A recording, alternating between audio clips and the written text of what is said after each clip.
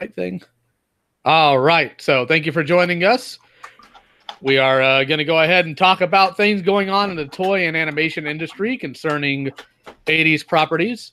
I've got with me a group of people here that I am very fond of their work. I've checked out their channels. You can find their links in the description. I'm going to go around the room and introduce everybody. We got Rodimus Primal here. How's it going, guys? We have Michael from Retroblasting. Hey, everybody.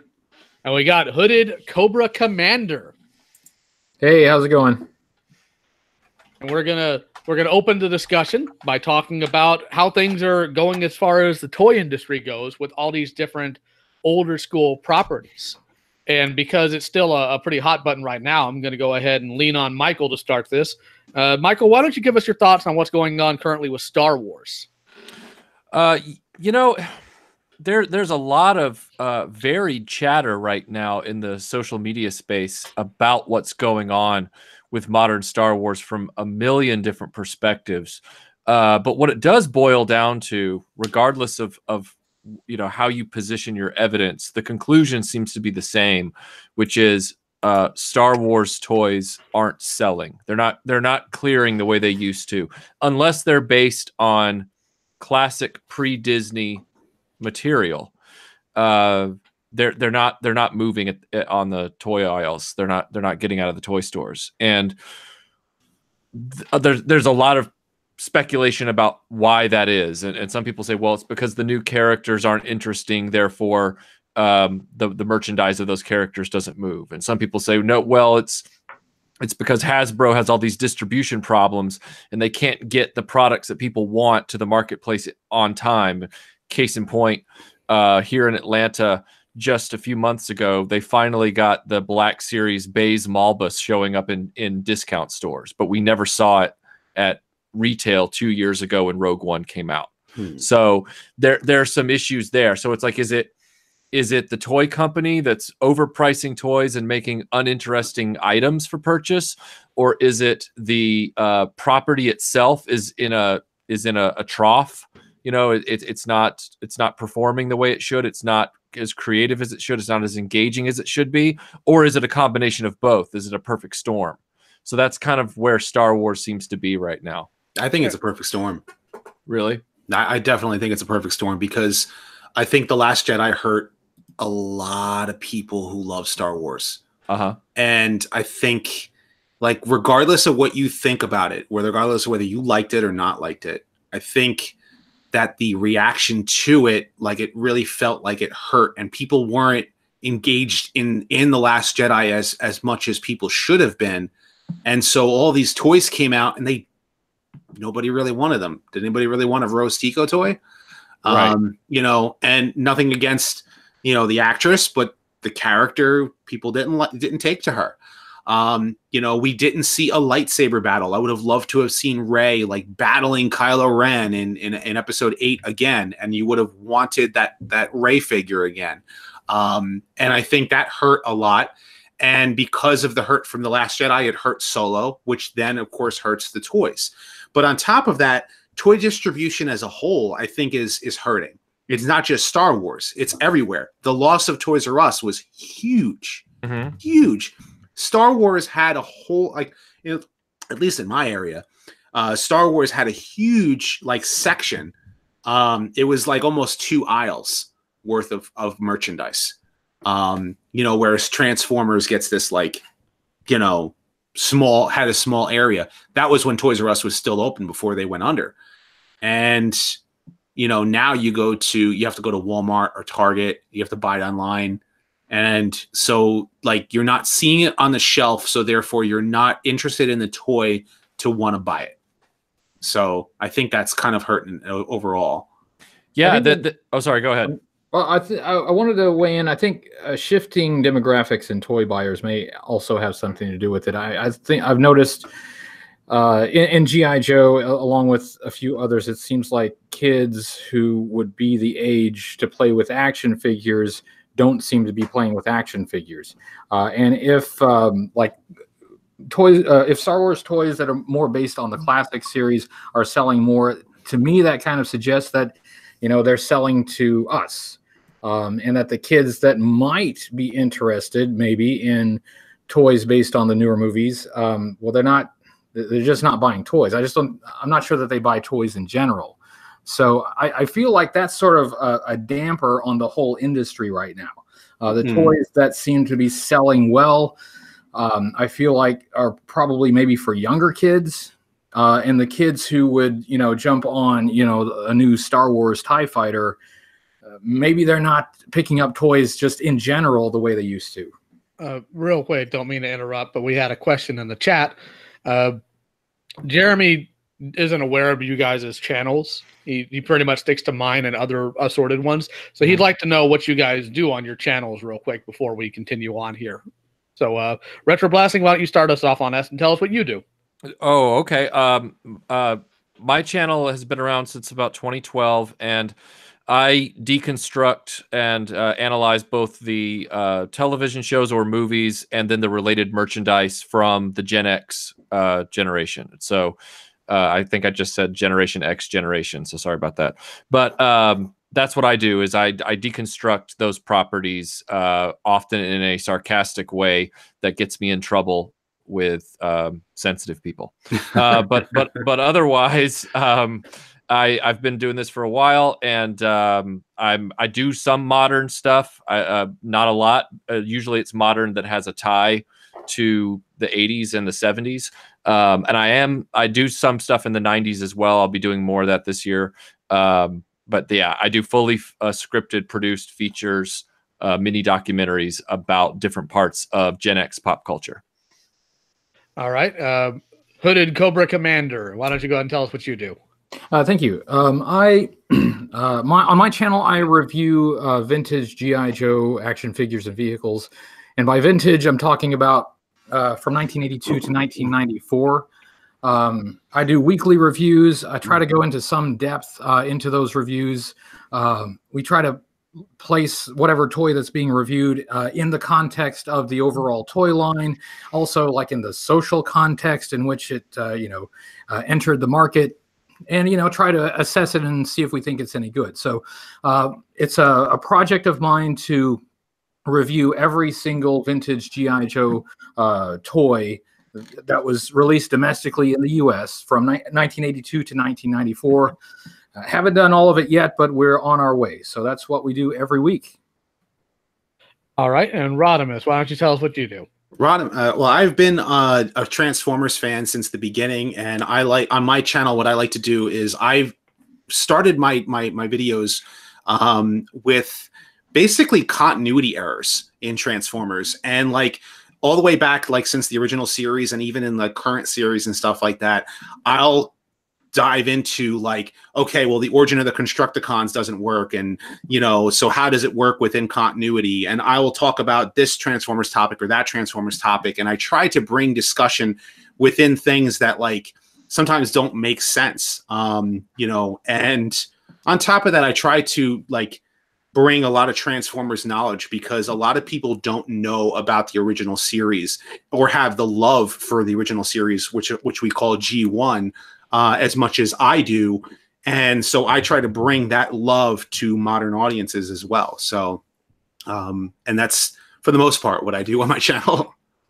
Killer. I'm subbed to all three of these guys. I got introduced to Retroblasting years ago. I've been following their channel ever since. I'm usually making snarky comments in their comment section on Facebook and getting into perpetual internet fights in their comment section on YouTube because I'm a dirtbag. I also follow Rodimus Primal here. I enjoy his back and forth about what he discussed on his channel as far as Transformers related. I'll also make some silly comments on his channel. And I just recently got introduced to Hooded Cobra Commander's channel via his Sergeant Savage review, because I was really interested in what that all entailed, because I'm familiar enough with the old school G.I. Joe that I'm aware of the Sunbow animated cartoon and all the characters that are the mainstays there. But Sergeant Savage was just kind of out there, and I never even saw him in stores as a kid. So that was my question. That's where it is kind of out there, and that's one of the rare times that I've kind of gone outside of the regular vintage era, ending in 1994. But yeah, Sergeant Savage, that's one I felt I just needed to talk about. I got to tell you, I don't know if you Hooded Cobra Commander 788. I'm used to calling you by your name. Yeah, that's fine.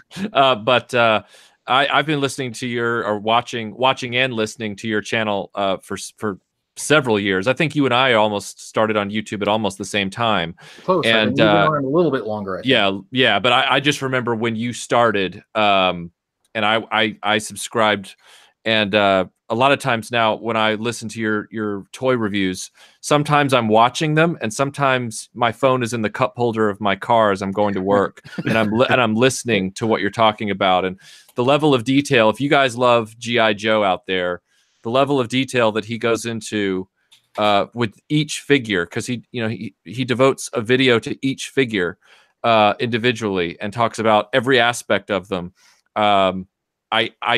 I sometimes have a running loop in my head of you saying, he has arms that can bend 90 degrees, and he has knees that can bend 90 degrees, and he has a ball jointed head, and and I'm like, I hear that, So. Routine is our friend. Routine is our friend. Right, right. And by the way, it is not easy to get a 25-minute video out of Leatherneck version 3. Okay, so I feel like I deserve a medal for that.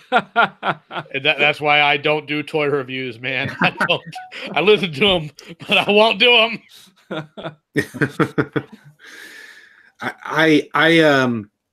Sometimes if I do a toy review, sometimes I feel like if I have to talk about articulation, it's like, it's so difficult because you have to sit there and go, okay, knee swivel, thigh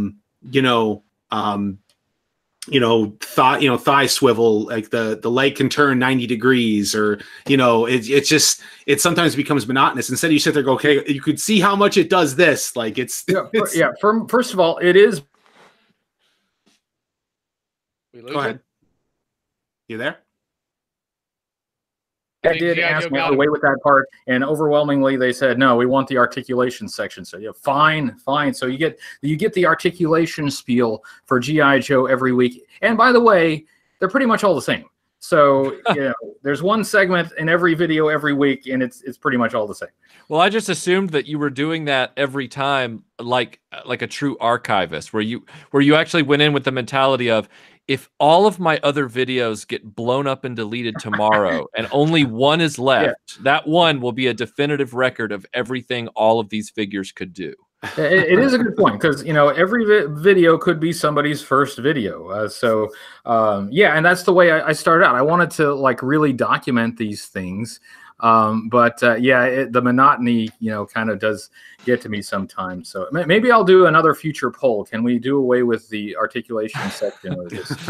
Oh, I would vote no. But I mean, for me, I have to do the transformation section. You know what I mean? Like, I have to talk about how this toy transforms and make sure you do this. And you see this little notch here, you turn that there. And if you have a hard time transforming it back, you have to make sure this works there. And figuring that out, especially with some of the newer toys, like at least G1, you can just kind of go like click, click, click, boom, done, and you're done.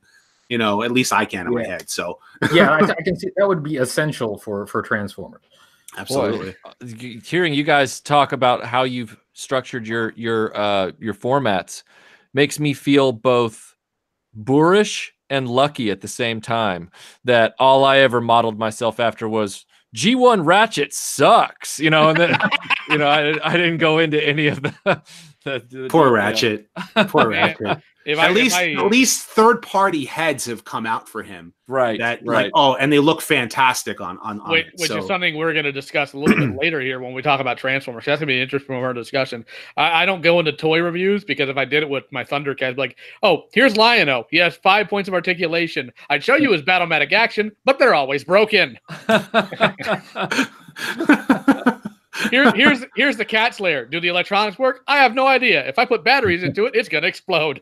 Oh boy. Right. But no, going a little bit further back to discuss about Star Wars. I'm not big into Star Wars in any real capacity. I like a lot of the vehicles because I'm a vehicle type of guy. Like, I love the X-Wing, love the Millennium Falcon, and all that stuff. But when I was looking just through the toy aisle, or what's left of it, it always looks like a wild animal's gone through it. They had some Kenner-esque, not like Super 7 does, or not like retro figures, but 5 points of articulation, new molds, and they want $15 for the things. Right. Yeah. What are they thinking? Prices of stuff has gone up.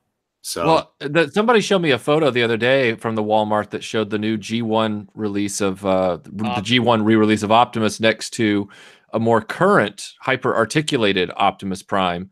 The G1 re-release, which doesn't include the trailer, by the way, they wanted $50 for it, but the new awesome, tall, super articulated G.I. Joe articulated Optimus that transforms goes for like $24.99. I think it's 30. I think he goes for 30, and then the G1 Optimus, and it's because I think of the die-cast material. So, and for whatever reason, they decided not to release a trailer, but they decided to give him normal size smokestacks. And I was like, yes, finally, because if you remember, the Toys R Us exclusive reissue had smokestacks that didn't go very high. In fact, I have that reissue, and so I have a trailer already. So I'm like, I'm gonna have an Optimus now with normal size smokestacks and the bigger fat gun. So I'm happy about that, but still a loose G1 Optimus goes, I think, for $75 with trailer. So, you know, I don't know how much a trailer itself is going for, along with roller and all the extra accessories that come with. Well, here's the thing. Last time that I recall G1 Optimus being released, and he came with a DVD and he came with a copy of the original first comic. That was $80. Yeah, that was $80, which makes sense when you compare it to all the stuff that was included and the fact that it was an exclusive. That I'm okay with. But I think when it comes to some of these reissues, and I think we've had a back and forth about this a little bit on Twitter, I think sometimes Hasbro just sticks a high price on it to see how many of us are suckers enough to buy it. In some cases, I think it's inflation, because they are judging the original prices by inflation. Because I think, if I remember correctly, I think Starscream was $15 in 1984. Which, if you go by inflation today, I think is $30. So he is priced well, actually, no, it's 35. It would be $35. So they're pricing him at 40. So it is a markup, you know, with inflation and costs, but still, it's kind of on the expensive side, but at the same time, it's because I think they're giving room for sale. But again, I just had to look at, and I think I sent this to Michael actually when I first saw it. I'm like, you want to see a joke? Have a good joke. They want 50 for that. Not happening. Yeah, that is shocking. I mean, knowing that it has the tall stacks, the inner nerd in me goes, "Oh, really?" You know, like, "Oh," but at the same time, I'm like, "Oh, no trailer," and I have my childhood G1 completely rebuilt, and he's all fine now. So, but it is interesting to see those, because like Optimus is a classic toy. Like his design is perfect. Everything about him is perfect. So just to have one, the temptation to have one to just fiddle with, you know, idly and not worry about if something happens to it is tempting. But at $50, it's like, yeah. And you almost probably, you know, a lot of people I think are going to wait until after it goes on sale. Right. You know what I mean? So people are going to wait until like, it's like, okay, well, like, you know, it's on clearance now for 40 and people will go off and buy it, right? You know, or it's on sale. But I don't think people, you know, $50 is a steep price for a G1 Prime without a trailer. And it's not even the G1 Prime, because, I mean, it is, but it isn't, because he doesn't have the trailer. He is, the ratchet, the ratchet joint on his shoulders is modified so that it's kind of very smooth. So I mean, I've seen people review it and say that there's a little bit of shoulder engineering, and I think it has to do with mold degradation. Right. So his there are subtle changes to him, and I don't know if the fists are modified either. Right. Because if you remember the 2002 reissue, the fists were modified from the original release. And speaking of which, I think I have in my drawer over here a fist. No, I don't. Okay, so I have like random Transformers parts in places, like just like I have my dresser drawer. I have like the Combaticons and the Constructicons weapons, and just stuck in random places, because instead of having them in the actual bin that they should have them in, I kept them, try to keep them in a safe place, because I ended up moving out of my parents' house and then got married, and then we moved here, and now we're in a house, and like, so they're not where they need to be. Well, we share the same pain. You know, parts get misplaced all over the place. Well, that's you know, that brings up an interesting point though about this Optimus, because it's a Walmart exclusive. Oh, I hate that. And G.I. Joe's last hurrah was Toys R Us exclusive, if I recall. Is that right, Brian? Yeah. As long as you're not counting like figure subscription service or like JoeCon exclusives, but like at retail. Yeah, at retail. It was Toys R Us. Yeah. Yeah, and the prices for those, because they eventually, I think the last gasp was they just started packaging them as 2-packs or something. Like it was like 2 figures a pack or something. Yeah, they had some 2-packs and a few vehicles. Sometimes they had some vehicles that were 2-packs as well. Yeah. Most of it was a rehash of stuff they had released before, kind of just in different colors. But yeah, that's what they were doing. Yeah. Okay. The reason that I was asking is because I'm trying to figure out, when they started the 25th anniversary Joe line, you had them in most retailers, but then you had exclusives for Target, like the re-released Tiger Rat and stuff like that. But for the most part, you could get the basic stuff everywhere, like you could when we were kids. And then toward the end, they just went all in on the exclusive at Toys R Us, which was the only place where you could get Shooter and a few other characters. Do you think that, anybody on the panel, do you think that exclusivity helps or hurts in the case of Transformers and G.I. Joe? I think it hurts more than anything else. I think it hurts too, especially the loss of Toys R Us. I think like the loss of Toys R Us, because it's not on every, like Toys R Us was so big that you could put toys on in everywhere and people would go looking for it, but Toys R Us would end up having it. So I think that the fact that like Walmart sucks at stock, Target sucks sometimes, you know, it hurts the toy industry as a whole. Like, and I think when there's too many exclusives, like now there's Walgreens exclusives. You know, you try to go find Brainstorm or Wreck-Gar. You're gonna be like pulling your hair out going from Walgreens to Walgreens trying to find Brainstorm or Wreck-Gar. It's even worse than that. Like when I was trying to find some of these, Loyal Subjects Thundercat figures that are Walgreens exclusives, they don't even get whole cases. They just get individual units. And I'm like, no, why would you do this to me? How dare you?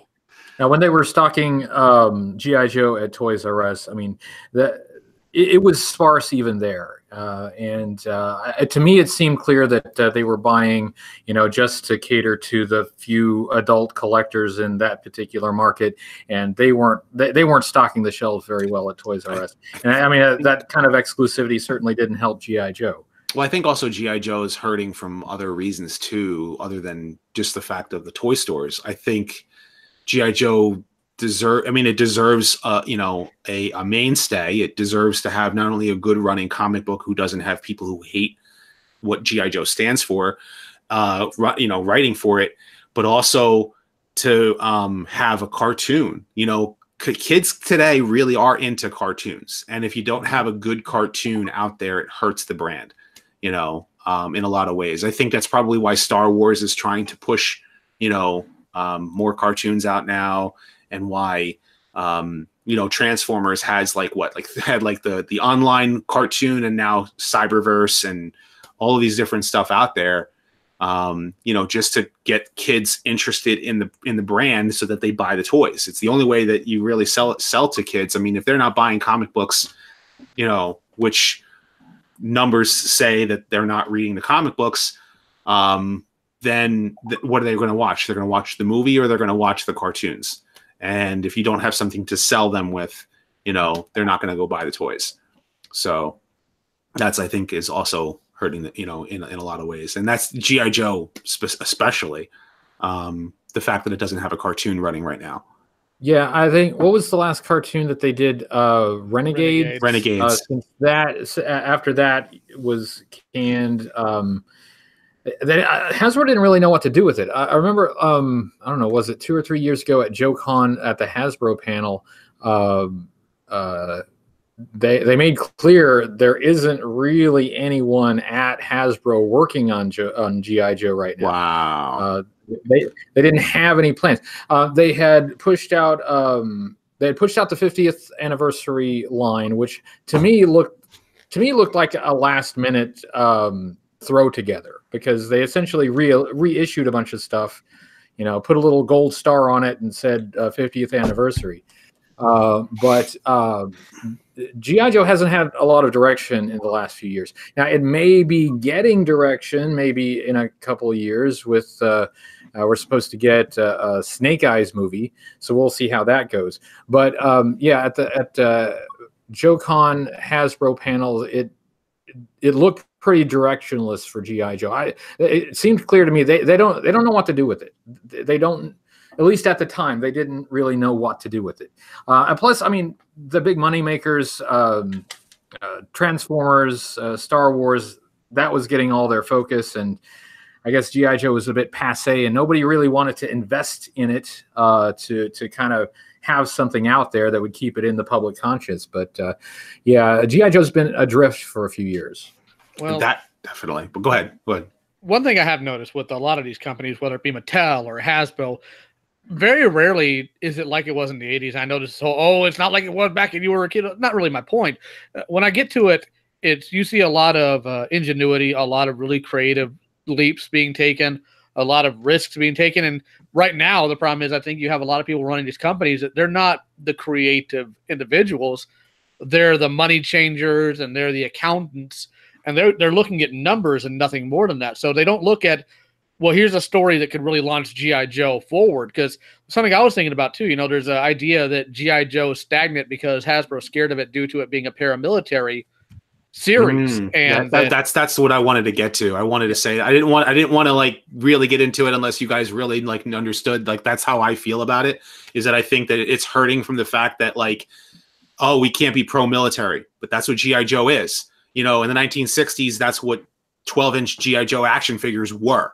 The 1980s was a real American hero. Mm-hmm. And, you can't have a real American hero in a globalist society that wants, open borders for everything when G.I. Joe is trying to fight against terrorism. Like, but here's the thing. If you get somebody with an imagination, you can't. Because, again, this is all fiction. Right. Especially if we're going into the realm of animation where anything can happen. So let me propose an idea to you and tell me what you guys think of being a bunch of old boomers like me. Let's say we were to reinvent G.I. Joe, right? Instead of G.I. Joe being just hardcore old school military that constantly fights Cobra out in the open. Let's say that G.I. Joe is a group of individuals, the best of the best from individual military branches, like the original, right? But Cobra is less of, in the beginning, an old random, villain group of people or a terrorist group, but say they're a gun runner or cartel group, a larger group, and you wind up intertwining some political intrigue there and go forward with that as opposed to just full-scale military back and forth of clearly cut good and evil. If you have a creative person, you can figure out a really good story and you can make it work. But the problem is we have a severe lack of that when it comes to any of these 80s properties, in my opinion. I don't think, here's my thing with G.I. Joe is that it's always been a military brand. And I mean, even the Real American Hero comic was written by Larry Hama, who was in the military. So he understands the military, which is why he writes it well, but the stories have to be told in a way that is good for general audiences and is good for military people. So you have to draw on that fine line, and you need somebody who's creative to come in and do that. Unfortunately, nowadays people can only see one side or the other. They can't walk that line. Transformers seems to be able to mold and change and go in different places, but G.I. Joe just can't get that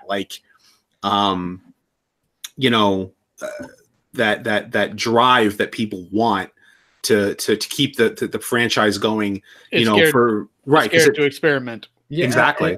I think I agree with that. Hasbro is scared to experiment with this particular brand. And I know that everybody is worried about, a military toy line, or even if it doesn't, necessarily focus on toys, but a military entertainment property. But all of the things that people worry about them not being able to do with G.I. Joe, other people are doing those things, between, Marvel movies and Captain America, video games, even like you got a TV show on TV right now about Navy SEALs that's going into its second season. Everybody else seems to be able to approach these subjects in a way that that audiences can accept, but except for G.I. Joe. What do you think? What did you think of Renegades? Renegades. Now, again, I'm not an expert in that era of G.I. Joe. It's not. I've seen some of it. It's not my G.I. Joe, but I could see how it might appeal to kids and maybe a new audience.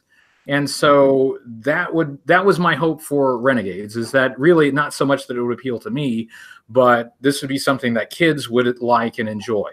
I don't think it was on the air necessarily long enough to build that kind of audience with kids. Right. It also was on a network that not everybody has. Right. I don't have Discovery Network, which drives my wife bonkers because she can't watch My Little Pony. So that's true as well. Yeah, that's right. It's on a network that not everybody has, so it's difficult to watch. And Cartoon Network being like the only other place that or either that or Nickelodeon being the only two places that you can have cartoons, because there is no more Saturday morning cartoons on ABC or NBC or any of those channels anymore.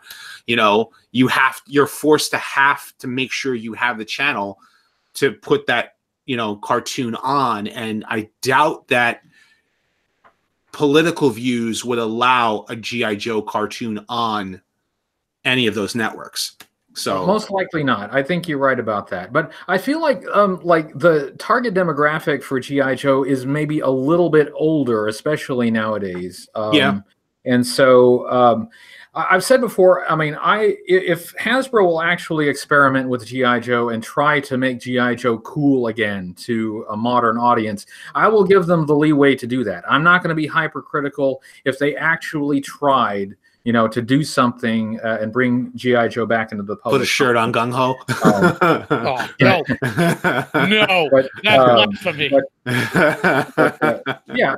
So I don't know exactly what form G.I. Joe should take, whether it should be a cartoon or a video game or movies or what. I'll give them the space to experiment. But I mean, this property has made Hasbro so much money in the past. At one point, at 2 points in Hasbro's history, G.I. Joe essentially saved the company. It was Hassenfield's. Go ahead. I'm sorry. I'm sorry if I'm butting in, but what was it? The Hassenfield, because that's what Hasbro is. The Hassenfield brothers. Right. The guy who was the CEO, he made the 12-inch G.I. Joe line, and his son was the one who was running Hasbro when G.I. Joe and Transformers started. His dad was dead when he was running the company, and he was so happy that G.I. Joe was coming back that he had a tear run down his eye. Yeah, that's true. And I mean, Hasbro isn't the family-run company that it used to be. I think it might be a different story, but I mean, I just want them to do something with G.I. Joe, and unless Hasbro becomes allergic to money, I think somebody there will eventually try something, try to get it out there and try to make this a profitable brand again. But it's still a little bit rudderless right now, but they've promised us some movies in the near future. So, I mean, that's kind of the direction we're heading, and knock on wood, I hope they're successful, because that's kind of all we've got right now. Well, what something Miss Mijumaru Miss Mijumaru said in the chat that is true is one thing that we're having trouble with here when we go into the discussion concerning animation is there's not much in the way of an action cartoon for kids, whether it be on Netflix or whatever in the modern age. And there's a myriad of reasons behind that. A lot of things going on in the animation industry that aren't all that pleasant. But one thing that we have to keep in mind is kids aren't as easily pleased when it comes to cartoons as they were back when we were younger. And I don't think that's because kids are smarter. I think it's just because the way our entertainment's involved. If we have a new G.I. Joe cartoon, if we have another Transformer cartoon, the writing's got to be, especially if we're going forward with anything else, like especially things like He-Man and Thundercats because they're fantasy-based, the writing has to be story driven. It can't just be action or gag driven. It's got to be something with a little bit more oomph to it. I don't want gag driven. I do not want gag driven cartoons, and I don't care for gag driven cartoons, and that's all you see on Cartoon Network. You know why? Is because that's what people are watching, what they're watching. So it's because it's the cheapest thing to produce. That's true. That's a lot of things that a lot of people don't understand. That's why animation is more my wheelhouse for understanding here. Is a lot of people don't understand how that really influences toys, how they're produced, or what's made. Right now, there is less money in animation than there was in the 80s when we were all younger. Your standard cartoon in the 80s, you could put out an entire syndicated run that would be all produced at once, and then it gets out there and you play it every single day. You would have really crazy good commercials. If you were to take like a G.I. Joe commercial from the 1980s and try to put it to the ones that ran during Renegades, if there were any, there's nothing to it. That's because there's not as much money into it, and that's partially the government's fault, and that happened in the 90s. That's one reason why cartoons started dying. But that's something people have to understand when going into it. The only way you're going to get any of that fixed ultimately is these companies have to stop being afraid of losing money and experiment well enough to get animation back up into being a thing that makes a lot of money. And it's not that animation isn't wanted. People love animation. They want it. The problem is that we're shifting into other venues here for animation, and these companies don't want to shift. That's what it all comes down to. If I were to approach Hasbro right now, or actually, I'll go even further. If I were to approach Warner Brothers right now and hand them a series Bible, a script, entire stock footage, or not stock footage, character models, and an entire animated pilot for a brand new Thundercats series, the reason why they'd turn it down may not be due to them not liking the idea, but because television animation is dying and they won't make money on what I'd put out. Well, I think it's also the fact that they don't understand when kids are actually willing to watch a cartoon. You know, a lot of people Cyberverse has been well received, but you're able to watch it on Hasbro's YouTube or the Cartoon Network. Where it was Hasbro's YouTube channel. So a lot of kids are watching it on YouTube. They're watching it on the Cartoon Network app, which is garbage. But you know, that's how they're able to watch it. But you can't. You know, when Thundercats was on, the 2011 Thundercats was on. It was on in a time slot nobody was watching, and the where people were watching cartoons was shifting. And they didn't care enough about the cartoon to have it air at a time that would actually produce the numbers that it needed to. So there's a little bit more into that. When they premiered it and they ran it for the first 13 or so episodes, I believe, it was on the 7 o'clock night run, the prime time run, right, on Cartoon Network, Friday nights. Now, here's the problem. They wanted to engage an adult audience, but they realized their toys weren't selling. Now, Cartoon Network, being dumb and never actually looking into anything, didn't realize the toys weren't selling because the toys were bad. And they thought the toys weren't selling because kids weren't watching the cartoon. So what happened was when they went on a 6-month hiatus, they changed its time slot to Saturday mornings, told nobody, and then they finally started getting child viewership, but the toy line was dead in the water and was already discounted and off toy shelves. Kids couldn't even buy it. Yeah, and once the toy line is dead, that's what kills the budget for any toy line, which is the reason why Transformers is probably the one brand that I think has been kept on going. From everything from Star Wars to G.I. Joe to He-Man to all of that, the reason why Transformers seems to just keep on going and going and going is because they keep on coming out with new toys and new creative toys out there. Like, I mean, I would never thought in a million years that I would have seen the Headmasters return. You know, I never thought that I would see some of these later 1988, 89 toys coming out now in new, fresh ways. I mean, heck, man, you got a freaking Overlord. I mean, come on. Exactly. Like, you're getting a character that was a Japanese exclusive, and, you know, he was randomly thrown in the comics, which I'm not a fan of the IDW comics, I'll be honest with you. But you don't like his handsome Squidward lips? I'm not. I am not a fan of. I'm not a fan of a lot of stuff in IDW. Just some of the stuff that they did, and even throughout the entire universe. But I know you want to be honest with us, but I want you to lie to me. Oh, go ahead. I'm just kidding. No, never mind. No, I was actually just thinking about the fact that you were talking about IDW and the licenses that they've pulled out for getting these properties to get these comic book properties going and get some of these collected volumes of archival work, and that got me thinking about the licensing thing. Are some of these brands like IDW's doing God's work most of the time, I think, with some of these properties by keeping them relevant. But in some cases, like with Funko, for example, like with their pop vinyls, are they diluting the brands? Are they, if I go out and I see that Storm Shadow is a Funko Pop, which he is, or that Cliff Jumper is a Funko Pop, Which right next to 4 different versions of Jack Burton, one with lipstick and one without lipstick on his face. Is that diluting these legacy brands? And that's just one example. I'm not trying to bring up.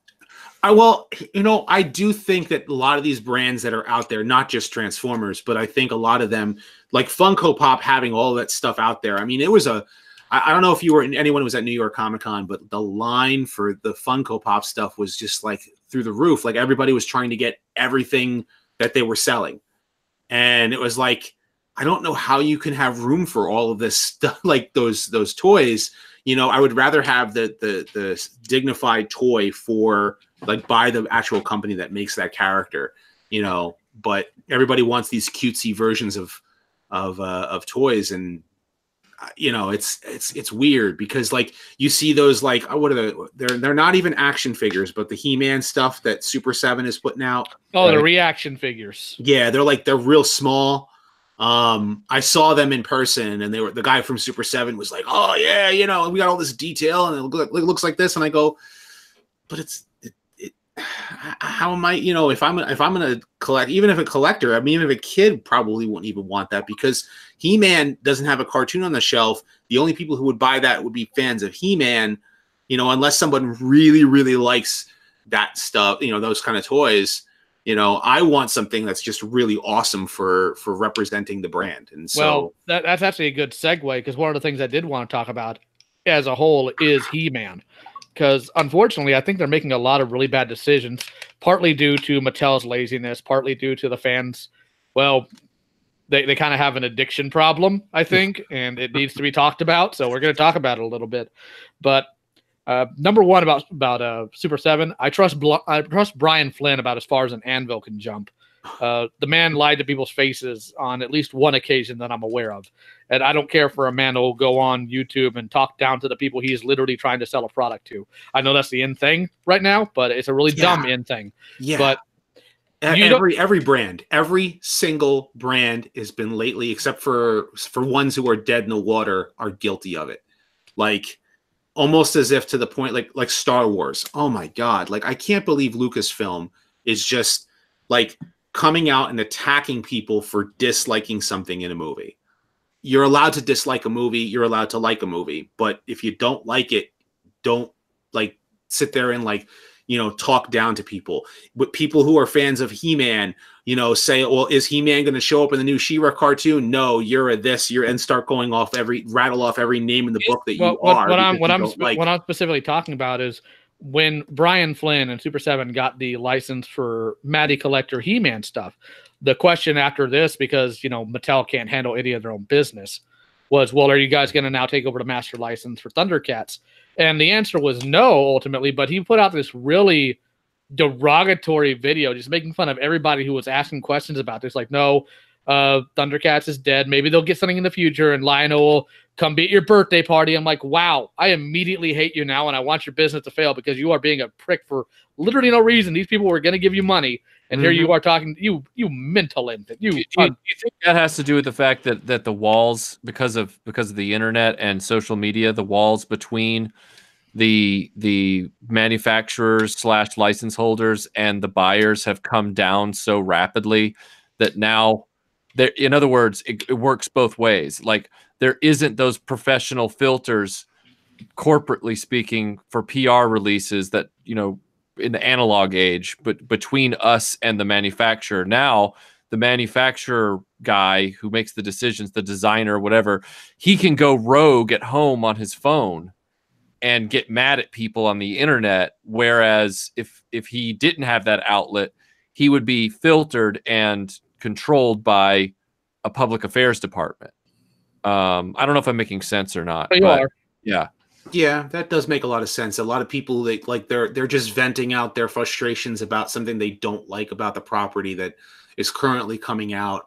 And so for years, as social media grew into the monster that it has become, yeah, I would say so. I would definitely say so, that, like, you know, PR is, you know, definitely a lot of companies have started investing in putting out a social media social media conduct code for a lot of their people who are active on social media.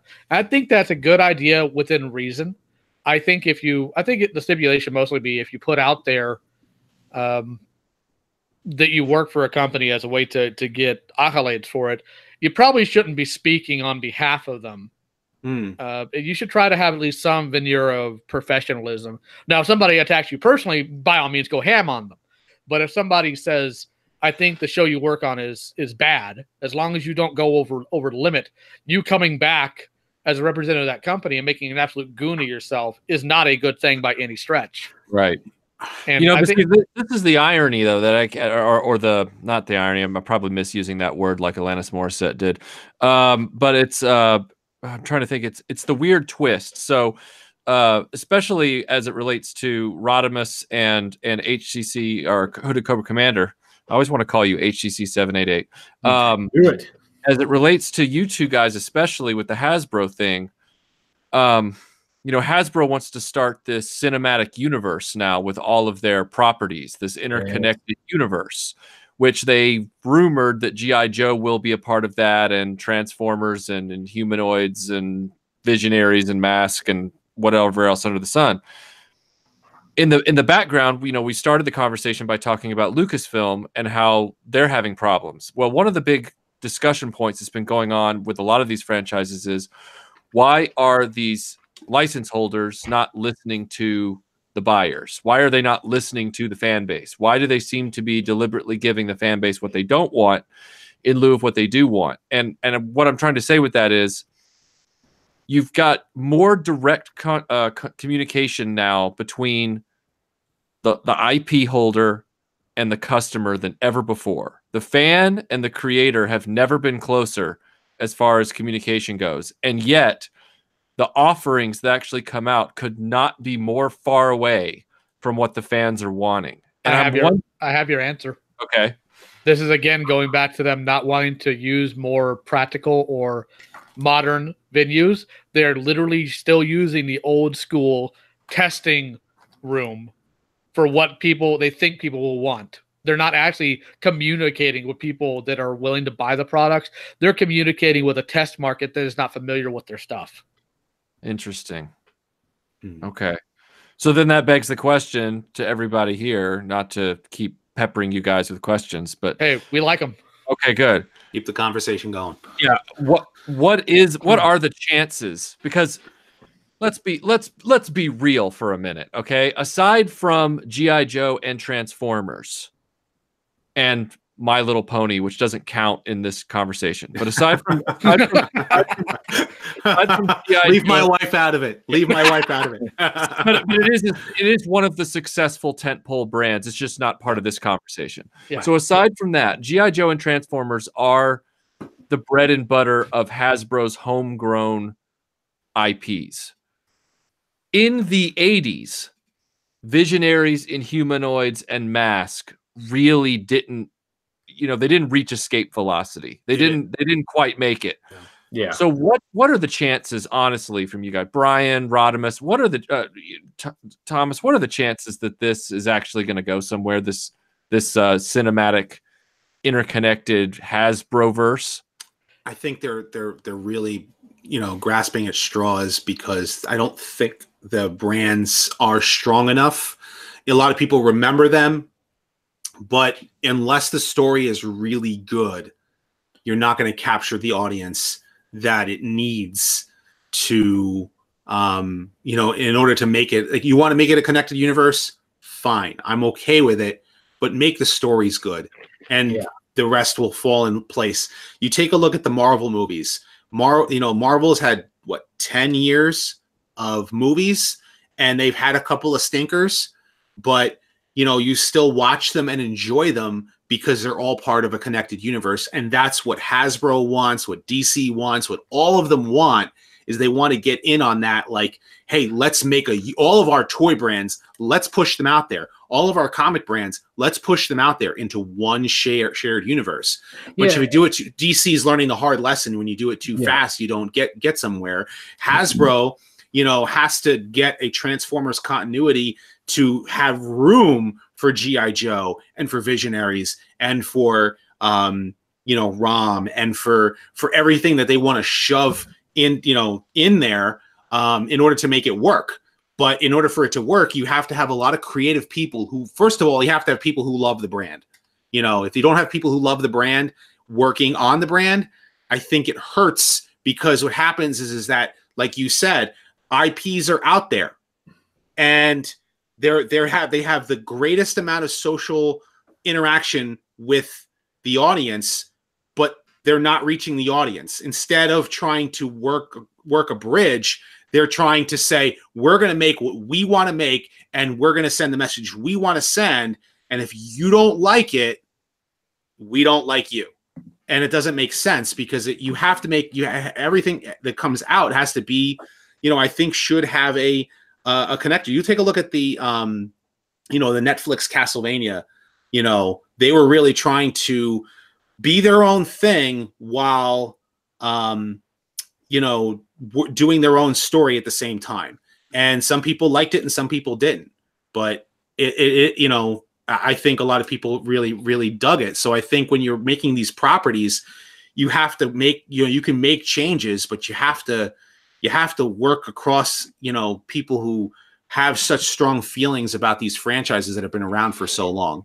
Sorry if I'm rambling, because I can go on for a while. By all means, go ahead and lead us on with your thoughts on that, Brian. Just to answer Michael's question about whether this grand Hasbro cinematic universe will actually come to fruition, I'd say that's less than 50%.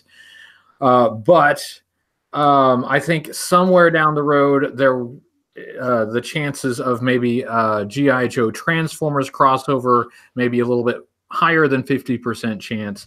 And speaking to Marvel's success, I mean, that is the model, isn't it? And they took the time to build their cinematic universe. But in addition to that, they tried to make each individual movie a good movie on its own. You can debate how successful they were at that, but at the very least, if you sit down and watch, Ant-Man, you can sit down and enjoy Ant-Man, even if you don't, go and follow it through to the other crossovers. But can Hasbro do that with G.I. Joe, with Transformers? Maybe. Mask, Inhumanoids, I don't think those brands have enough following to. I mean, they'd really have to essentially reintroduce the brands to the public. I don't think the general public knows enough about those brands, and even why they should be in the same cinematic universe as Transformers and G.I. Joe. I mean, I love ROM. ROM had a great long-running comic book series, but nobody knows anything about ROM. I understand, I think, why Hasbro wants to do it, because I think they kind of see the writing on the wall, and like the future does not look plastic. The future looks more cinema, more entertainment, maybe more gaming. And I think they're really maybe even desperate to move in that direction, especially now that they lost their retail partner in Toys R Us in the United States. I think they're trying to reposition themselves, and maybe they have something with Transformers, and it remains to be seen if they can do that with G.I. Joe. Well, when it comes to all that, in my opinion, you're going to have to get somebody who is knowledgeable, but more importantly, you're going to need somebody who's a skilled writer, because what people aren't attached, mostly from my opinion, aren't attached to these characters and iconography because I had that toy when I was a kid. It's because they stand for something. Now, I give Optimus Prime a lot of grief. I'd say the amount of grief I give Optimus Prime rivals the grief that Michael gives Thundercats as a whole. But I understand why people like Optimus, and I understand the values that they see within the character itself. And if you cannot put that through on film, then you're going to have problems. So you need a skilled writer who understands the characters, understands how to make them real to the minds of the audience, and knows how to adapt them to a modern setting in terms of how we do things, how films are done, and all these other things. One of the bigger issues you have is a lot of cynicism within media itself. And not cynicism in the fact of, I am identifying this thing, but cynicism is in we have to wink and nod to the camera at all times if we do something that's a little bit strange. Dude, just put it out there. It's already science fiction. If giant transforming robots or paramilitary group with a shirtless guy hasn't already broken your illusion of reality on that, then you already checked yourself out at the door. Embrace what they are, play it all straight, and you won't have a problem. Nobody has to wink and nod about the thunder god that swings a hammer around and hits people in the face with it while having a nice, hefty laugh. Nobody has to wink and nod about that. None of that needs to be done, because when you write it properly and when you write it sincerely, people pick up on that. Yeah, absolutely. I agree wholeheartedly there. Yeah. I mean, I'm wondering what Retroblast is I'm waiting for his opinion on it. I'm here. I'm just mulling it, because ever since it was announced, I agree that it needs to be played straight. I don't understand why it took, for example, 10 years for the Transformers movies at Paramount to figure out, well, we should have done G1 designs from the very first movie. Yes. I know why. Why is that? Because they didn't have to concern themselves with it. Because when they put out the very first movie, it made so much money, Hasbro no longer considered that an issue. Yeah, but it's a law of diminishing returns, because I know it's diminishing returns within 4 or 5 movies, and now Bumblebee's paying the price for the transgressions of these films. But it takes the general audience a little bit too long to wake up and realize they're being rooked. And so, like case in point with G.I. Joe, it only took G.I. Joe 2 movies for the audience to figure it out. They were like, oh, this really isn't G.I. Joe. This is some weird thing with the G.I. Joe logo slapped on it. And now they're saying, well, we're going to do a Snake Eyes movie. It's like, why don't you guys just do a movie set in 1982? Opening shot is just rain on an M60 barrel, with a chain link fence, and Rock and Roll and Zap are complaining about having to do guard duty at the pit. And suddenly this motorcade comes in and the whole thing starts. Like, why does it have to be this, CGI miasma of garbage? And I know I'm sounding super negative, but what I'm saying is, in both instances, these properties have now had to go through major course correction because they got off on the wrong foot from the get-go. Fans of Transformers have complained about the designs of the robots since the 2007 movie was first, like, images first started hitting the internet. Right. I remember people just going crazy because Megatron looked like he was ran through a trash compactor and spit out. And this is what you got. He didn't have fingers. He had claws. He had, like, it looked horrible. Well, the thing is, if they had a good writer, they could have at least done something about that. Like put in something there. Well, why does Megatron look like that? You don't have to delve deep into it, but let's be honest. Megatron is at heart, when it comes to how he interacts with fleshlings, Megatron's a racist in that aspect, right? So Megatron refusing to give a more humanoid appearance, or looking like, as Mijuramu here says, a fallen angel or something like that. If you work that in, you could at least explain that a little bit. Like, well, he refuses to take any sort of Earth form. That's why he had the Cybertronian jet, and that's why he looks so horrible, because he likes being ugly and scary. Whereas if you were to play Optimus, particularly the Autobots, in a more humanoid form.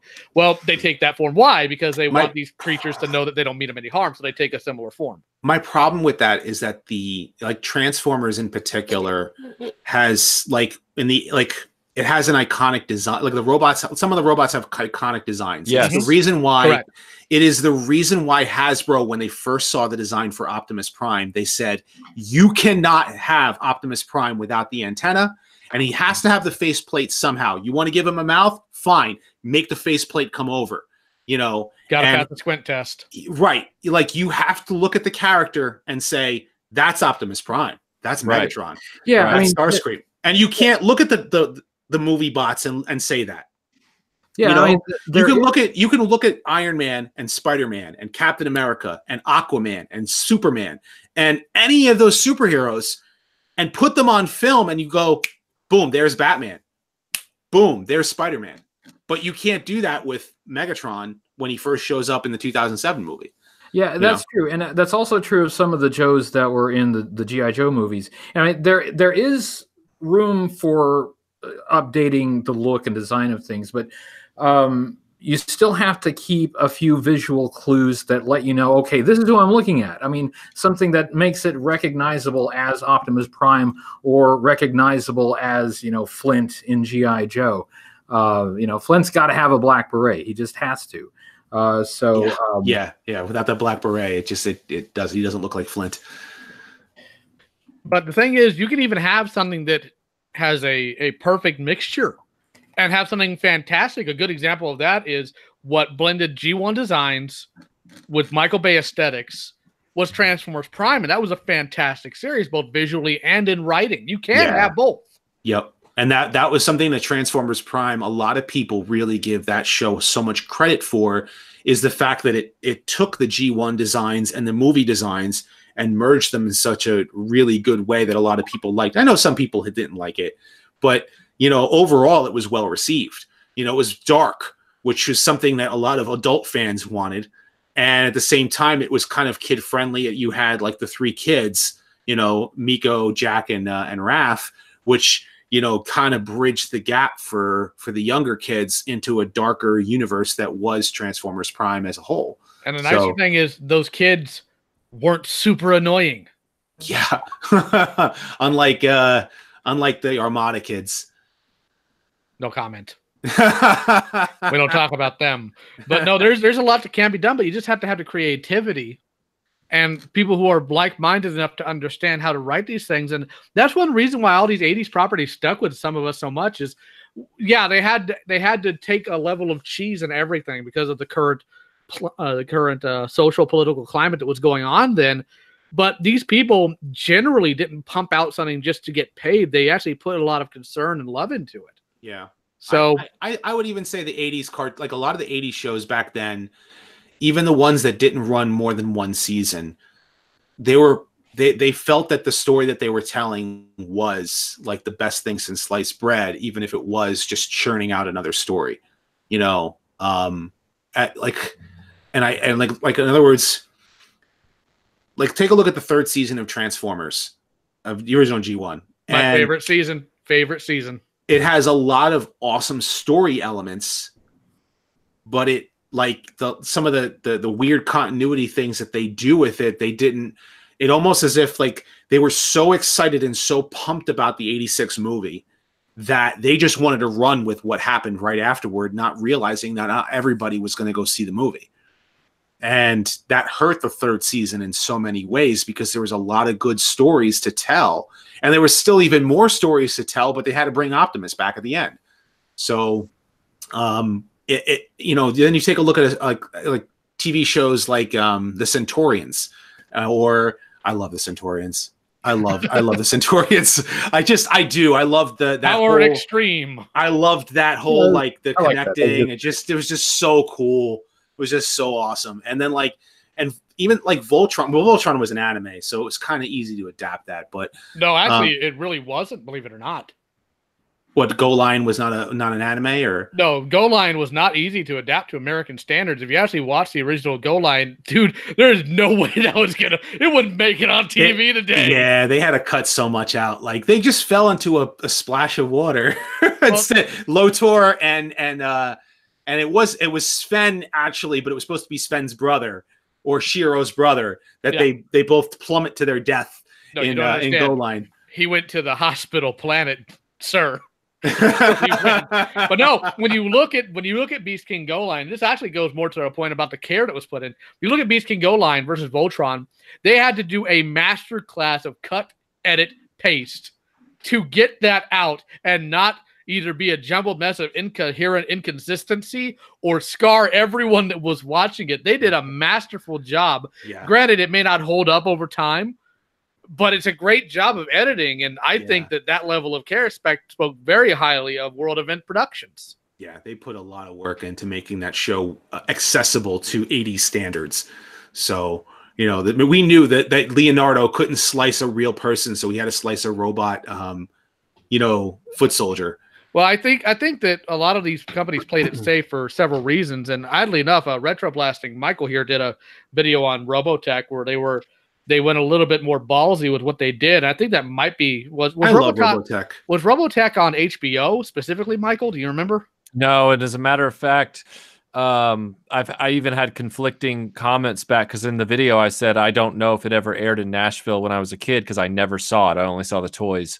And one person said, yes, it aired in Nashville. I was local too, and it aired in the like 2 or 3 o'clock in the afternoon, which is why I would have missed it because I was still on the way home from school. And then I was like, oh, and then another person chimed in and said, oh no, it was never in Nashville. And I'm like, oh, well, there might be a disconnect there that you may not have thought about. Right, exactly. So these markets were all getting, shows very spottily depending on. Well, that's not what I was thinking about. You'd have to know the ages of these people. Right. Right. If there's somebody who grew up in the 90s, maybe it did. Maybe they caught it when it was aired on Toonami. Right. Like Cartoon Network. So that might be why you're getting conflicting results here. Chances are when you were a kid in Nashville, it didn't air. But when it got hit on Cartoon Network in the 90s and was put on their Toonami block, kids in Nashville probably did catch it then. So that might be why. Yeah. I think if I don't remember Robotech airing, and I live in the tri-state area, so in the Northeast, so I remember like the New York channels. I don't remember them playing Robotech. I remember Voltron. I remember Transformers. I remember G.I. Joe. I remember Centaurians and Thundercats and Ninja Turtles. But I don't. I remember the commercials for Robotech and the toys. Robotech. Yeah. If you remember those commercials. Yeah, it was a terrible jingle. Well, and the Thundercats movie, I think, aired because I had a VHS tape that I used to watch the Thundercats movie on repeat over and over again, and I remember watching the commercials. So I remember, if you guys remember the RC truck, the Claw, and it had these claws that came out of the wheels. Yep.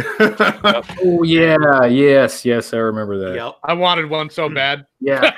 The Transformers power cycle. What do you have there? It's more than meets the eye. Like I remember this, and it was just like, because you'd record this stuff, but maybe like I'm seeing a comment that it was on at 6:30 in the morning, and maybe I wasn't watching. I don't remember watching. Did I watch?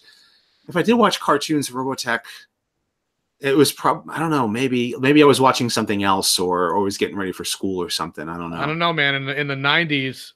Like mid-90s, I used to wake up like at 6 so I could freaking watch Beast Wars at 6:30. Doggone it.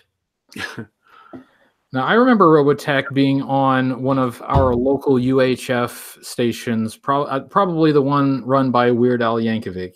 And I remember seeing it. It blew my mind, and I thought it was fantastic. But the station kept moving the time slot that it was in, so it was really hard to catch it. But since we have Michael here, I'd like to say to Michael that I thought the Robotech review was fantastic. You hit about every point that I could think of, and your reactions were pretty much spot on from everything I remember from watching Robotech. So great video. But thank you. I do remember seeing it back then. It was on one of our local channels, but it was like way down the dial. Yeah. And I had to get lucky to see an episode. I'm convinced it was like a either very early morning show or a show on cable TV in my area, because we didn't have cable, and so I never saw it. But I wish I would have seen it because all the merch was around. I was like, wow, fighter pilots in space, like Star Wars, but it's a cartoon, and it's like Star Wars, but the action figures move like G.I. Joes. Sign me up. You know, what got me is I had a G1 Jetfire toy, which is the Macross, Valkyrie. And I remember the Robotech commercials, and I don't remember ever seeing the cartoon on air. And then when Robotech came out in the late 90s on Toonami is when I finally got to watch, Robotech. And I was like, dude, the thing looks like a Veritech fighter. And then it turns out that I end up finding out after the fact that it actually was a Veritech fighter. That's what G1 Jetfire was. I didn't learn it until that point because I didn't know. I mean, when you're a kid, you don't know these things. That reminds me. Hey, Michael. Yeah. Just wait until you start talking more about Harmony Gold, and then you'll see the real termites come out to try to take out your house. You know what? By that point, I'll be so calloused. I will be wrapping my fingers in boxing tape, waiting for that one. So, because they'd be like, "Wait, you haven't told us how much Harmony Gold is the devil, Michael. You need to tell us more about them being the devil." I know I talked about them in my Skyfire Jetfire video about the Harmony Gold coming after Hasbro, like when they wanted to release the G.I. Joe Sky Striker as a Veritech fighter. Actually as G1 Jetfire, and Harmony Gold came after them for the character they wanted. Harmony Gold wanted to take Hasbro out to lunch, even for the G1 Jetfire, just because of that toy. Right. And eventually somehow they must have settled out of court, and now Hasbro doesn't have a problem with Jetfire anymore. So, right. But still, like, it's just crazy. Like, to think about Harmony Gold is like so crazy about like Robotech. It's not even funny, and they can't even release Macross here in the U.S. Well, that's because Harmony Gold, it made some, what's the word I'm looking for? Legal decisions that have caused some issues later on. Now, personally, I will put my cards on the table and say I think that they are morally incorrect decisions. But there's nothing I can do about it. So what are you going to do? I'm bracing myself for that, because, I mean, the comments that I've gotten back on this original video are, quite honestly, mostly people just fixated on the fact that, well, Minmay had more than one song. She had 4. And I'm like, guys, like I was editorializing. I was being snarky. I was talking about Minmay like you would talk about Tony Basil. Yes, I mean, literally, Tony Basil probably had more than one song, but we only remember Mickey. That's the only song we remember, is that awful, annoying Mickey, You're So Fine song. Yeah. And so that was what I was saying about Minmay. So I can only imagine if they're that, like, in other words, they've chosen the number of songs Minmay had as the hill they want to die on now. So if I did a video about Harmony Gold's legal battles, can you imagine what I don't even know if I want to go into that. I don't know. Go in with a grenade in your mouth and the hand around the pin. Yeah, really. No, what irritated me is nobody got your Mad Dog Jack Churchill reference. That's offensive on my end. Well, again, it's the people who love their stuff, they get really literal about it. And for example, I haven't watched it yet, but Brian, I would love to know if anybody gave you any nitpicking grief about Lobotamax, because he's not exactly a conventional G.I. Joe figure. I don't know what everybody else's audiences are like. So maybe I'm Lobotamax. Lobotomax had a few fans, and a few people are like, okay, but he would be a cool alien and maybe not in the context of G.I. Joe. But honestly, like a lot of my fans seem to be fans of G.I. Joe from the 80s, and they had no idea that G.I. Joe had space aliens in the 90s. So for a lot of folks are like, what happened now? What is this? So you just kind of left them speechless. Like yeah, they just they had no idea that this was even a thing, and some of them are still stunned. did you get any response like, and they secretly found out the alien was actually the Baroness in disguise yet again? Yeah, something like that. We do have a question from the chat. Miss Majunmaru wants to know what we think about plushes as far as toys and products of 80s properties. I'm still trying to track down a mint Grumpy Bear from Care Bears for Melinda. She wants a vintage Grumpy Bear. I mean, they were definitely part of the landscape. I have, by chance, and I don't know if I've ever told you this, Thomas, but we, as children, my brother was the Thundercats fan, and he somehow ended up with one of the harder to find. We didn't know it was hard to find then. We know it now. Snarf plushes. We have the Snarf plush. I have it here in the studio. Nice. So, I didn't know that aspect. I knew your brother was a Thundercat fan, but yeah, that's Snarf plush. The vintage one, that thing goes for some crazy prices. Yeah, we've got it. I've got it. And the funny part that ties back to Brian. Do you remember the G.I. Joe Real American Hero branded kids duffel bag? It was like yes. I didn't have it. Yes. Yeah, the camo bag. Well, my brother and I both had one, and that's where I protect Snarf. I have Snarf in one of those bags. Oh, nice. Yeah. I don't think Transformers had anything that I can remember, but lately there have been a lot of those plushes that like you can transform now that you push in and you push out. And my wife picked up Hot Rod, Bumblebee, and Starscream. She's like, Starscream is for me. Bumblebee is for my daughter, because my daughter loves Bumblebee. Are they like Popples where they kind of turn inside out? Yeah, they turn inside out. Yeah. See, because if they could design it right, you could have a pair. You could have a pair of Optimus Prime house slippers that would look both like Prime and the truck. So, like, if you wanted to wear trucks on your feet one night, and then you wanted to wear Prime. That sounds weird. Never mind. Well, I mean, if you're interested, Miss Majumaru, I actually went to TF Con back in October, and although they're not official products, I think this will be a good segue into some of the other issues Hasbro's having. There was this booth, an entire booth of this pair of ladies that were selling like little chibi plush Transformer characters, and my wife hovered around that booth for a good 30 minutes. Because they had little sound waves and Optimuses and Galvatrons, and were they adorable? Yes. Did I buy any? No. But the point is, there is a market. They exist, and they were sold out by the end of TFCon. Wow, that's crazy. Like, go ahead. No, sorry, go ahead. But I was just gonna say, like, it's just like, when I first saw those plushes, like, I was like, oh, that's kind of cute. And then all of a sudden, like, I come home and my wife goes out shopping or whatever, and she comes home with them. And I'm like, I never thought she would, like, that would be the first thing she would go for. She said, I saw them. I had to have them. That was it. And you know what? If there's a market for it, great, fantastic, awesome. And a Galvatron one, that would be awesome to go alongside the Rodimus one. So, yeah, the Galvatron one would wake you up in the middle of the night and try to kill you because he's crazy.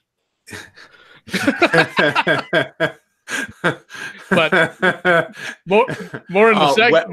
Web World is one of my favorite episodes for that. It's mine too. Yeah.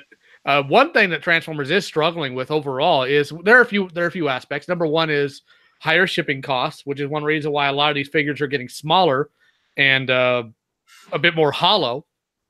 And there's a third party factor to all of this that does also factor into that.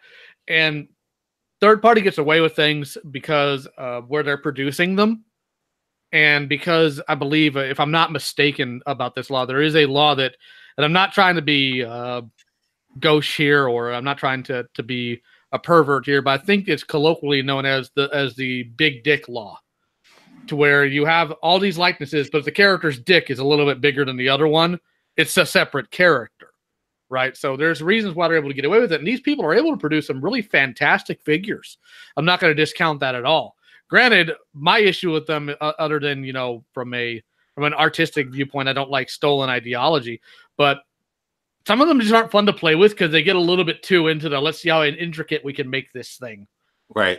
What do you think, Rodimus? You have some knowledge about this stuff. Well, I've seen a lot of third-party, like, masterpiece scale Transformers for toys are not going to get masterpiece, scale figures for.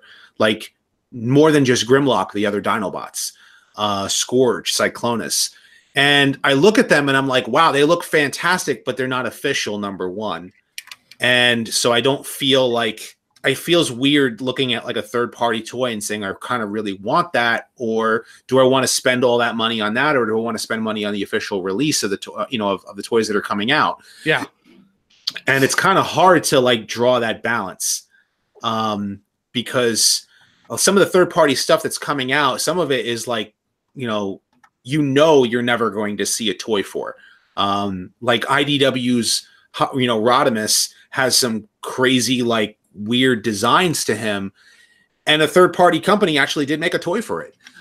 They never made a Rodimus Primal toy, which is what my, namesake is, and they've done, like, Beast Rodimus Primes, in third-party, and people are like, oh, I wanted to use what is it called? The Ancestron by DX9. That's a horrible name.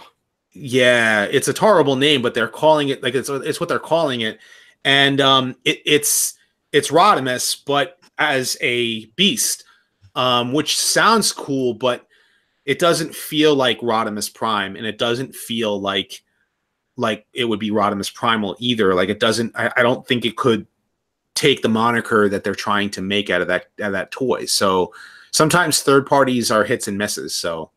Yeah, and personally, when it comes down to all of that, I don't know if we can really ever say there are things that are never going to get an MP assortment or MP figure, because Beast Wars are getting that. Nobody thought that was going to happen. Right.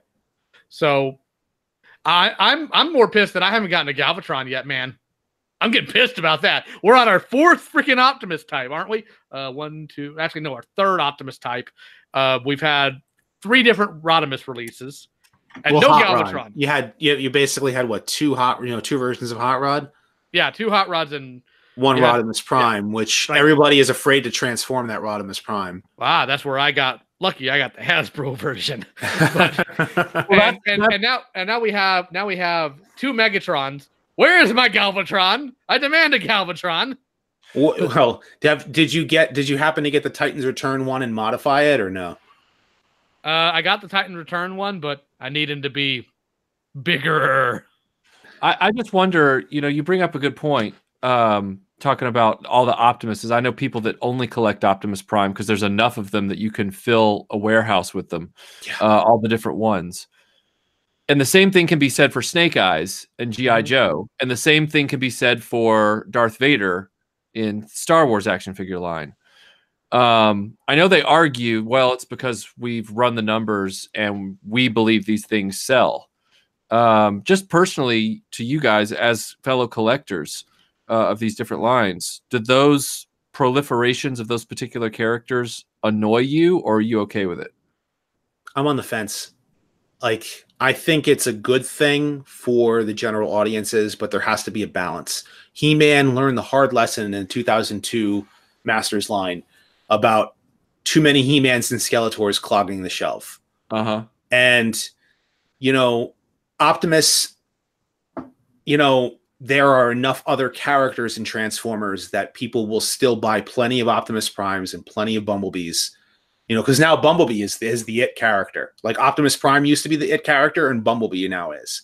So, which to older fans like myself, we're like, well, what about, some other character? And they're like, well, everybody really loves Bumblebee right now. So that's like the toy that you see everywhere.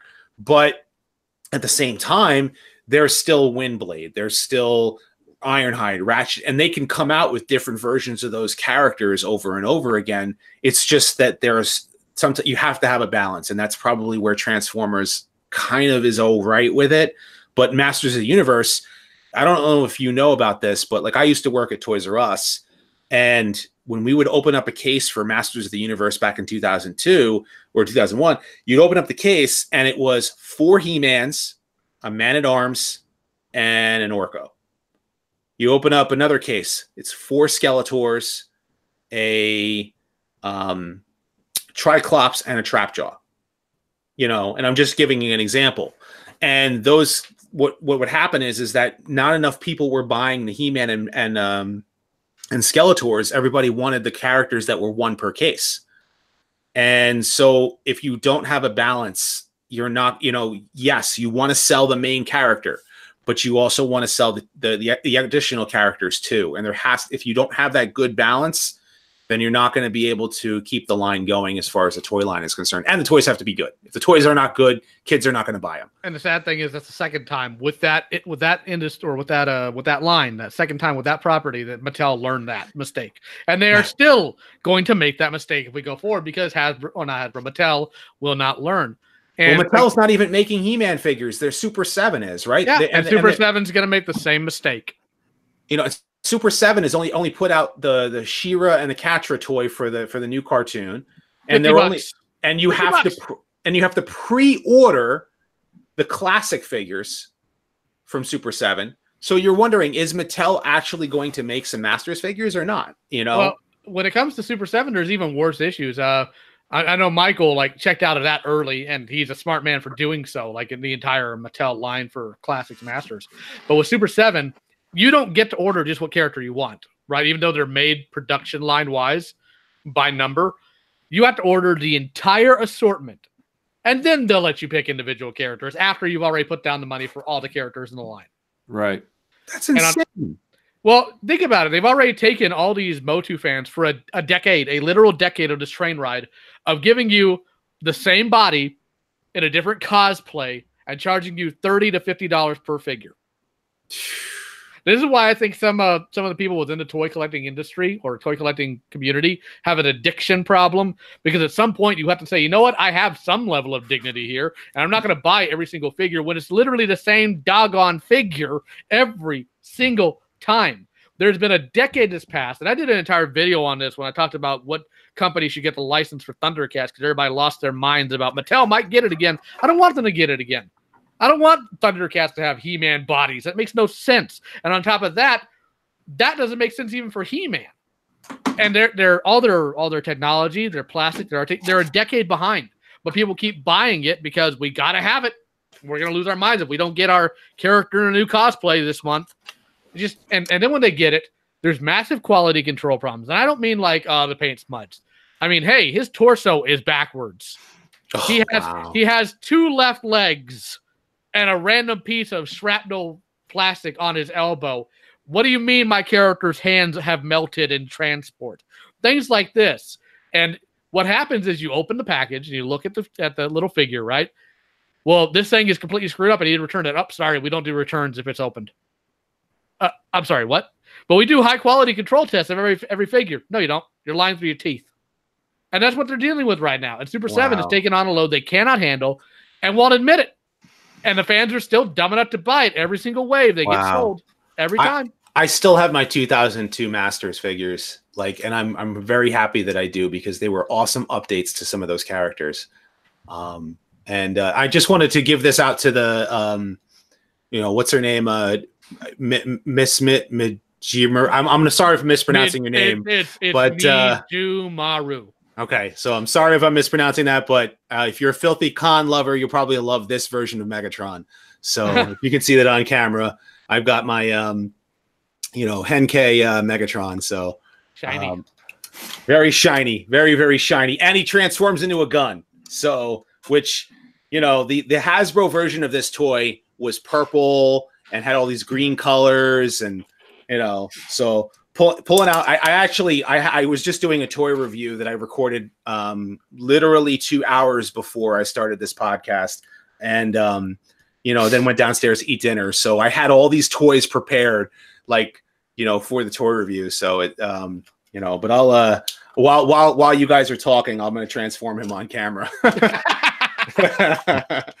So you guys can go ahead. So yeah, the thing is, like, we're dealing also with it with, as Michael said, a distribution problem. And part of that is unfortunately worker issue because some of them just don't care enough. When I worked for Toys R Us for the last year, they were heavily in business, 2016. Nobody but me cared about what was put out in the Transformer aisle at all. And this was back when Fortress Maximus had just hit for Titan's Return. Rodimus, we only had other figures in that assortment. We only had Wave 1 still. Jeez. Yeah, that's how bad it was when it came to this as far as Transformers go. So I used to really like going out there and toy hunting, right? That's part of the enjoyment of being a collector is having a day where you go and you hunt for these things, right? Yep. I can't even do that anymore because the shipping is so sporadic that I might as well just order everything online and not even worry about any of that nonsense. Because that's clearly what they want to do, but they don't want to have the guts to say it. Just that's crazy. Because like I remember going on a toy hunt and being so excited. Like my wife and I would spend hours. We would hit Walmart, we would hit Toys R Us, we would hit Target. We would go to the mall because I think at the time that there was still a electronics boutique that sometimes had stuff in there, and we would look for this. There's a store nearby me that actually has that's now closing down because he's pursuing his music interest.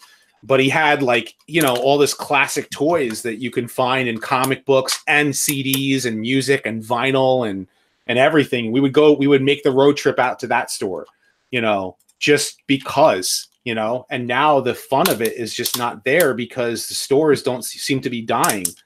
And I wonder if it has something to do with the toy industry as a whole or something. I don't know, but there's a lot of things that go into that. Mm-hmm. But when it comes down to it, we have to reshift what's going on here. And again, I think this is mostly due to a lot of people in corporate positions just not wanting to realize that things have changed and they keep going back to the old models and they don't work. Miss Majumaru actually stated earlier in the chat, and something I actually do believe is you see a lot of these different Japanese cartoons and they're still a very viable source here and they make money. And that's because they're not based on the same sort of standard we have here in the West when it comes to why and how they produce things. Mm-hmm. Unfortunately, I think this goes back to He-Man and Star Wars, and we made them the icons here of how to run a successful business in terms of selling products based on media. And it doesn't work as easily in this modern field, but instead of accepting that and moving on to something better, like, say, the things Ms. Majumaru mentioned earlier, we're still stuck in that because corporate bigwigs don't want to realize where they are right now. So instead of seeking out like streaming services to where we pay for episodes or we pay for the service and that funds other things and toys are subsequent, we just focus on, well, here's your leader class Shockwave. That's actually more of a Voyager class, but we're still going to charge you $50 for him. He weighs 5 ounces less than a figure of his size 5 years ago. And you might find him about a year after he's been released publicly. And they don't see a problem with that because they have their blinders on. Mm. Or in the case of poor Michael's fandom here, he has like a literal stack of Rose Tico figures because, unfortunately, despite the fact that I think the actress is fantastic, the character was boring. And that's not the actress's fault. Right. I agree with that. It's Kennedy's fault for having a bad script. So that's what they're contending with, and they're just trying to play pretend that there's not a problem because for some reason they're dumb enough to keep that up. And the reason they do that, I think, partly because at the end of the day, they're just going to cash out and let everybody else suffer. They don't care. It's a sad truth. It is the sad truth. The toy industry is just completely shifted. But also in Japanese anime, they put a lot of production into that animation. Their animation is like sometimes I've always thought I was always impressed by the animation in anime. Even the American produced cartoons that were produced by anime companies. It's what's it called? I'm just flabbergasted by like the animation in some of the cartoons that you see nowadays.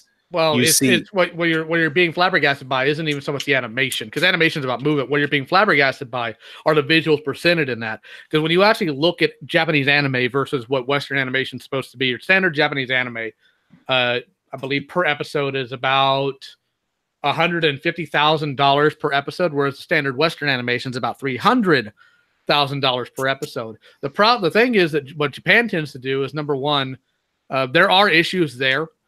But when it comes to how they strategize and how they put out storyboards and cut it through, you're right. They are very good at it. I think the problem with West versus East is I think we've gotten lazy. Yeah. I think our animation industry's gotten lazy and they're more concerned about who they're connected with as opposed to the work they're putting out. And I keep up to date on modern animation because, again, animation is my passion. That's why I'm trying to go to Don Bluth's school. Not quite getting there yet, but I'm hoping to at some point. And here's the thing. There's a scene from the newest episode of Steven Universe that the scene there is animated very well. Beautiful fluid movement. And you look at who animated that episode, it was actually a previous Disney animator. And that's why it sticks out so heavily compared to every other episode, because it's done by a professional who understands all the intricacies of that industry. So there are things that need to shift both in toys and in animation. The question is, are they going to let it shift? And how do we convince them to get it to shift so they make money and we're happy? That's the problem here.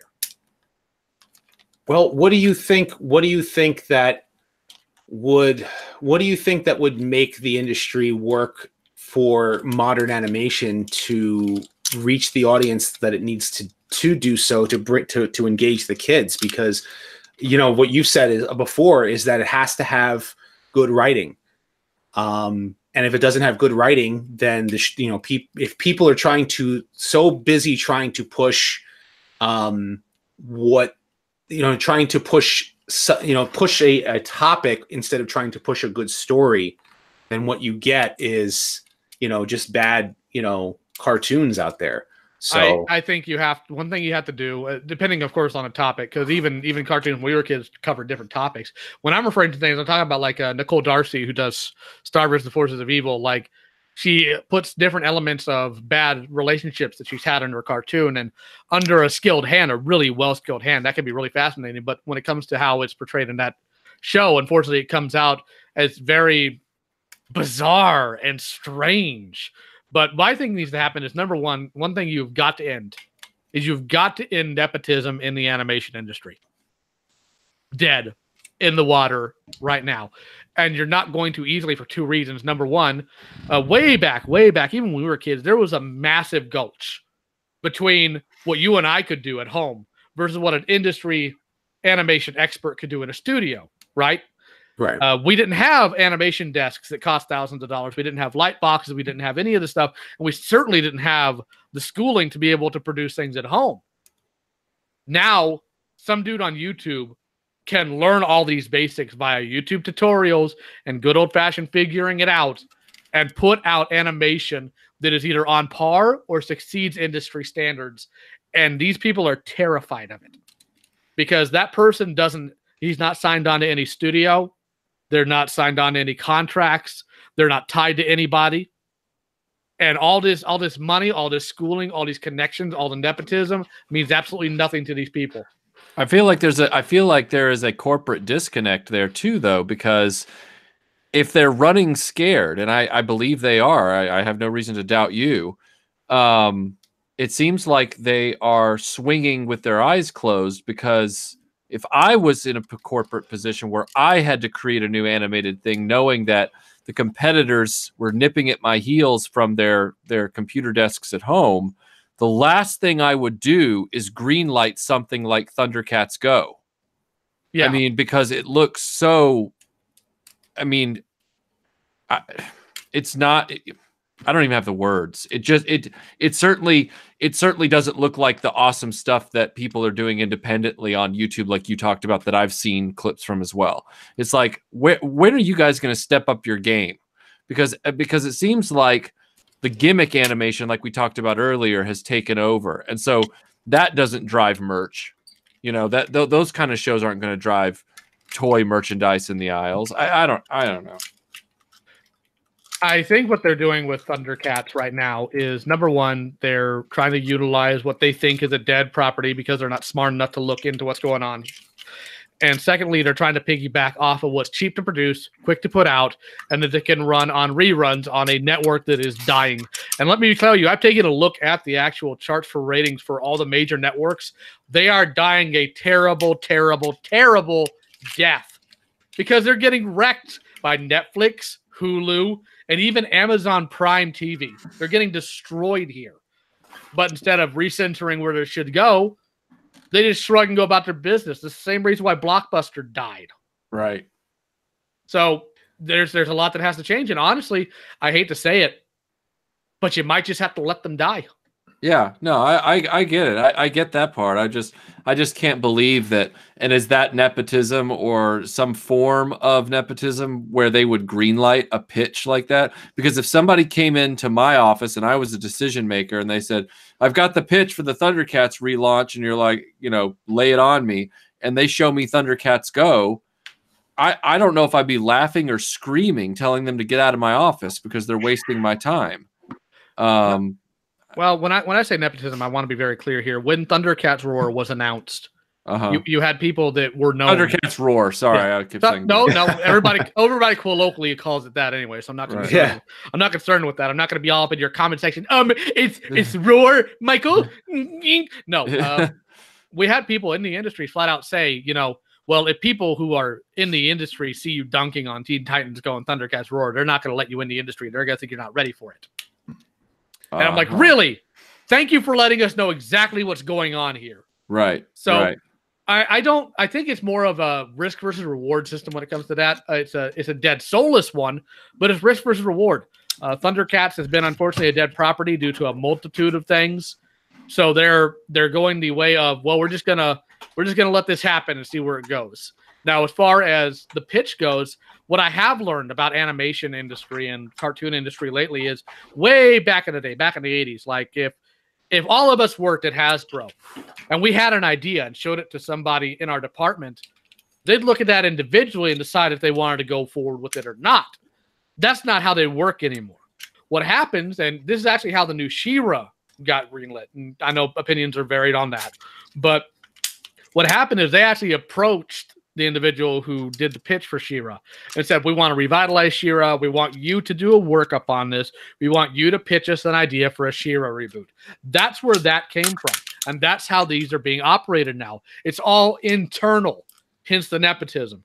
It's not you have a really skilled person on the outside. It's like, you know what? I have a great idea. And the execs are like, that's a great idea. Let's do it. It's, well, who's in our system right now that we really can use to put this forward? That's right. why, as much as I hate, let me clear this, hate the idea of Thundercats Roar. When it comes down to it, I can't get mad at Victor Courtright for just doing his job. And I won't. I can get mad at some of his cronies for making absolute mules of himself on Twitter, just like I will get mad at people that had no dog in this fight to begin with making mules of themselves on Twitter. But I can't get that angry at him. I'm angry at Warner Brothers because Warner Brothers cannot make a good decision to save their lives. I wonder if them making Thundercats was because they have a license to uphold. And Thundercats itself is held by Cartoon Network, but is only because they have a license for it. And if it runs out, if they don't make a TV show for it within a certain amount of time, then they lose the license. So they'll just, so that they know it's a dead license. So they made something humorous on purpose. Can we call this the Roger Corman Fantastic Four theory? Well, this is not quite the same thing because Warner Brothers owns Thundercats. Cartoon Network isn't licensing Thundercats because Cartoon Network is also owned by Warner Brothers. Okay. So that unfortunately isn't an idea that sticks. The problem is when it comes down to it, is Warner Brothers has always made the bad habit of they have an 80s property, they see other 80s properties going well, and think, well, we can do that by making the dumbest decisions possible. There was an amazing Thundercats Mum-Ra versus Lion-O statue last year. Just absolutely gorgeous diorama. Beautiful. It was going to be $1,000. I know, pockets hurt already, right?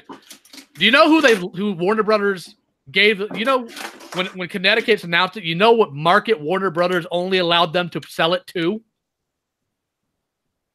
Go ahead. Southeast Asia.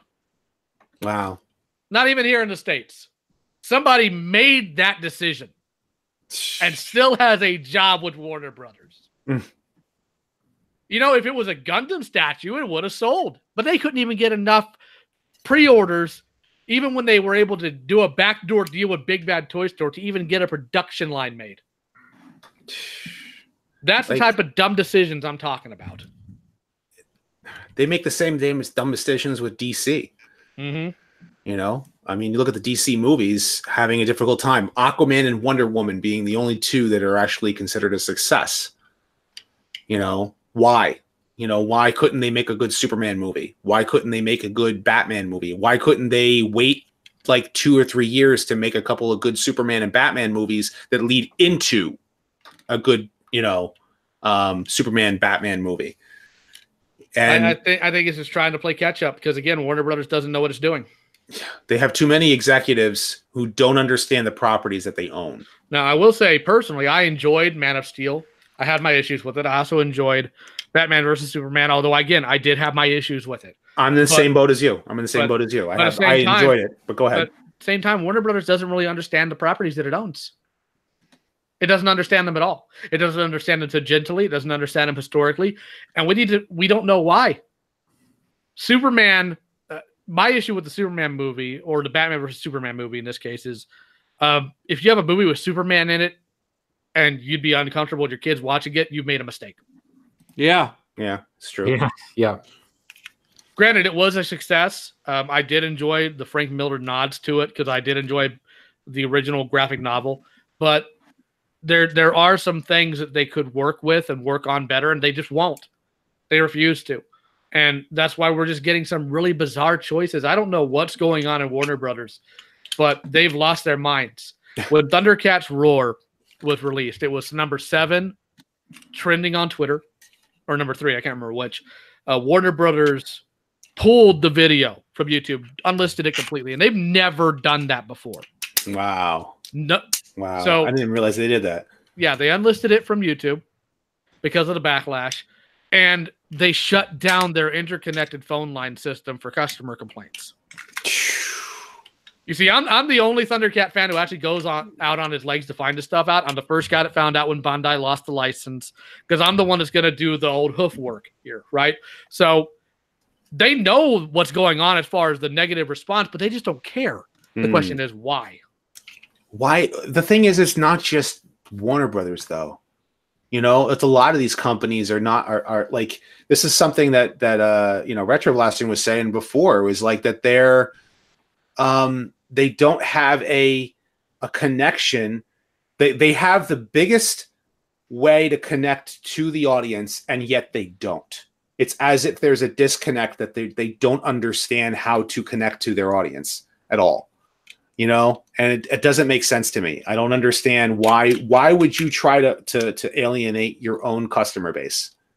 You know, and you can make like all of these properties that are coming out that they're trying to make cartoons and TV shows and toys for. You can't do if the audience doesn't take to it. So, and I don't know what it is about some of these companies that they don't understand why people are getting so up in arms. So, what do you think, Brian? You've been quiet for most of this. You know, I've been listening to you guys, and I just, you know, I'm a G.I. Joe fan. I just wish I had a show to complain about. I'm Fair sitting enough. over here. I got nothing. You know, you guys are going on, but you know, I don't even have a G.I. Joe that I can complain about. So ask me again. You can complain about what IDW is forced to do about their comic books.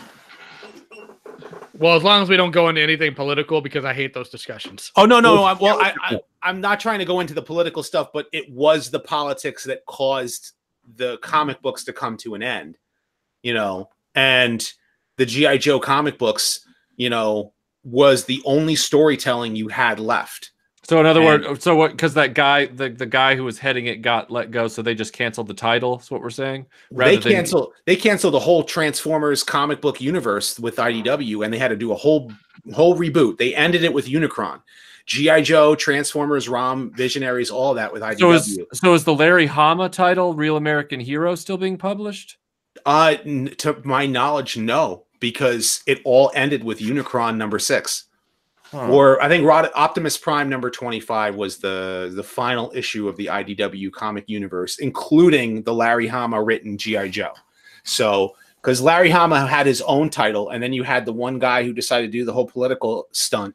Right. And that caused the whole rift. And, I don't know the truth if it truly was like, there was politics involved that like caused, Hasbro to say you need to reboot or something, but they fast forwarded an ending to the entire comic book universe because they were too busy trying to push politics into the comic book that had no business being in there because they weren't telling good stories anymore. They stopped telling good stories. Yeah, to my knowledge, Larry's series is still running. He's got I think he's got also like a side series, a Silent Strike series. That's right. Writing. So, yeah. No, actually, from what I've been told is that they are doing something for G.I. Joe that is not within the IDW Transformers comic book universe. So I think maybe if he's still writing stuff, he's probably writing for stuff outside of that. So... Real quick. Sorry, it's still a continuation of his Marvel series, and I'm not caught up with it. I'm way behind, but the folks that have been reading it have liked it and seem to think it's going pretty well. Oh, good. Real quick, I do have something I picked up today. I think everybody here will appreciate, so I went ahead and turned my camera on. I picked up this today. Yeah. I've never read the G.I. Joe Marvel comics from the original run. Wow. Now, that was the one that was kind of edited and curated by Mark Bellomo, isn't it? I believe so. Yeah. I haven't gotten a chance to read it. I literally got it 10 minutes before I hopped on. And, just name dropping, Mark Bellomo did release the 3rd edition of Ultimate Guide to G.I. Joe. That seems to have been doing pretty well. Nice, slick, hardback book with lots of nice full color pictures in it. But I mean, actually, the 3rd edition is still mostly the same as the 2nd edition.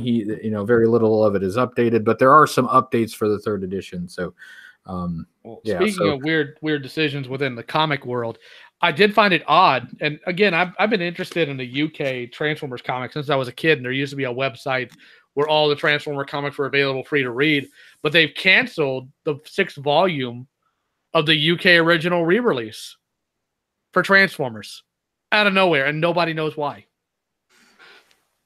Yeah, I did hear about that they, I don't know, I think it has something to do with the licensing of trying to get those issues, and I don't know what is up with IDW right now. I know that they have so many properties under their belt right now, but I think I see a Sister Hipster. She got a comment about Marvel and DC ain't making no money thanks to the politics, web comics, indie comics of the future.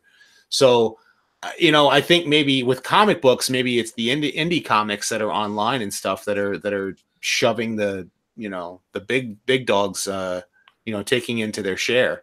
Well, that might be what you're seeing. I don't know as much about comics. I'm not going to comment on them. I don't pretend to. I'm more interested in the stories. If the stories are good, I want to read it. If the stories are not good, I don't want to read it. Well, that again goes into what we were discussing earlier as far as animation goes. Sooner or later, Retroblasting? We lost him, or? Yeah, it looks like he died. Chat, please type F for Michael. We seem to have lost him from Retroblasting. Oh. Everybody, please type F. Type F. I think he must have gotten tired of our banter. No, he just messaged me on Facebook going, what happened? How did I type F? Here comes the people typing F. They don't want to see my ugly mug anymore. He just lost power at his house. Oh man, that sucks. It's freaking Cobra, man. I'm telling you. No, it was the Iron Grenadiers. The Iron Grenadiers, they did it. But no, I think you're going to ultimately see a shift, and it's going to be an ugly one because they don't want it to happen. You're going to see a shift between what happens between the professional and the fan-made stuff, and it's gonna cause problems for the entire industry. But you know what? At this point, if they're going to keep making bad decisions, they're going to let nepotism rule them. Let them die. Yeah, That's all we can do. I know something like that would hurt, right? Yeah. Like, well, Thomas, don't you care about Thundercat figures? Yeah, but I also want good Thundercat figures. I don't want He-Man's leftovers, because I do love He-Man, but they're not the same property. Yeah, those Thundercats toys that I saw, that was just like they're He-Man shaped, you know. Yeah, they're the Funkos. Oh my God, they were horrible looking. They are ugly. I have them because I wanted to see what they were all about, but they are ugly. I saw them in person. I was like, I don't want them. I don't want them. Like, it's just. Ugh. Well, apparently, you remember when they released the Classics line back in 2012 when the new series was coming out. You notice how for the Classics line, they shift the scale, right? I'm sorry. I was reading a comment on the on the chat. I'm sorry if I had to say that again. And when the Classics line for Thundercats was released by Bandai back in 2012, they started out as an 8-inch scale. They put out 2 figures, and then out of nowhere, they shifted to a 6-inch scale and only put out 2 figures. The reason for that was apparently all the people who were collecting He-Man threw an absolute fit and started getting pissed about it because they couldn't put them in the same display together. They're not the same figure, like they're 5 or something. Wow. And that's why Classics died back on Bandai. Huh. Interesting. Yeah, it's kind of dumb, but I'm something of a social pariah among certain circles because I know how to point out when something's bad. Kind of like how Michael does. May he rest in peace. Well, if he can get power back or something and get back on with us. And then we have poor Brian here. Brian, how would you feel if Mattel got the license for G.I. Joe and just put out 6-inch Masters of the Universe figures that had G.I. Joe accoutrements? I think his mic is having I don't know if he's having technical difficulties. Brian, did Cobra get you too? He is Cobra. What are you talking about here? It's the Joes that got him. It's all right. I was saying before I realized that I was muted. That already happened to us with G.I. Joe Extreme. Extreme. When Hasbro gave Kenner, after they bought Kenner, I forgot about that. the mission of revamping G.I. Joe, they gave us some big clunky plastic paperweights with ridiculous weapons, and so we've already experienced that. Thank you very much for bringing that back to my memory. We had G2, if you remember G2. Hey, don't you blaspheme G2. G2 was fantastic, and I'm going to go fight you in the play school jungle. Hey, here's G2 Ramjet for you. You know, these wonderful colors for G2 Ramjet. He was just as extreme as G.I. Joe Extreme. Nah, G.I. Joe Extreme. Like, I remember the intro when I first heard it, because it was on the same action block with Beast Wars. And I'm listening to that, and I'm hearing all the characters call out their code names. And first few times I heard it, I didn't hear it as Metalhead. I heard it as Melvin. I'm like, what an unfortunate code name they gave this poor man, Melvin. I'm sure. Melvin. I'm sure. Not the worst. Not the worst code name. This is true, but still, Mark is the worst code. Or is it? Well, I remember. I also remember that terrible Voltron cartoon that came out in the late '90s. If you remember, Voltron: The Third Dimension. Yes. You want a fun fact about it? Go for it. It was the very first fully CGI cartoon produced in America. Oh, that's cool. Well, Mainframe Entertainment was making Beast Wars in Canada. Yeah. So correct. Yeah. So you're right about that. But the question is, which one was worse? Was it Third Dimension or Voltron Force that Nickelodeon did? Oh, yeah. I forgot about that. That felt like it was a bad joke. Yeah, it feels like a fever dream, doesn't it? I mean, nothing. I don't think anything can top Ninja Turtles Next Mutation. We don't talk about that. Don't you bring that evil in this house. Hey, it was the only time that they did a crossover with Power Rangers, so. Oh, don't even talk about them, man. They're in their own bad state as it is, those poor suckers. Yes, they are. Well, yeah, because now the license got sold out to Hasbro. So Not just the license, the entire franchise. sure, yeah.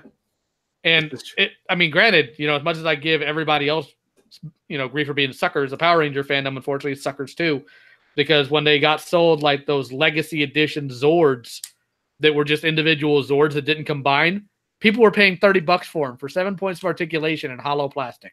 Sheesh. And doing so happily. Wow.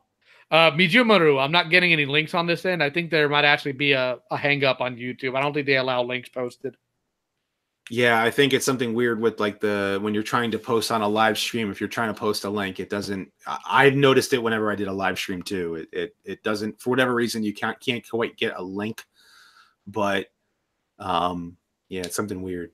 So we're gonna have to just see things change. Hasbro needs to step up and actually show that they're concerned with some of their legacy things, such as G.I. Joe. I would love a new G.I. Joe cartoon as long as it's actually written properly and not animated like a monkey looks like it did it.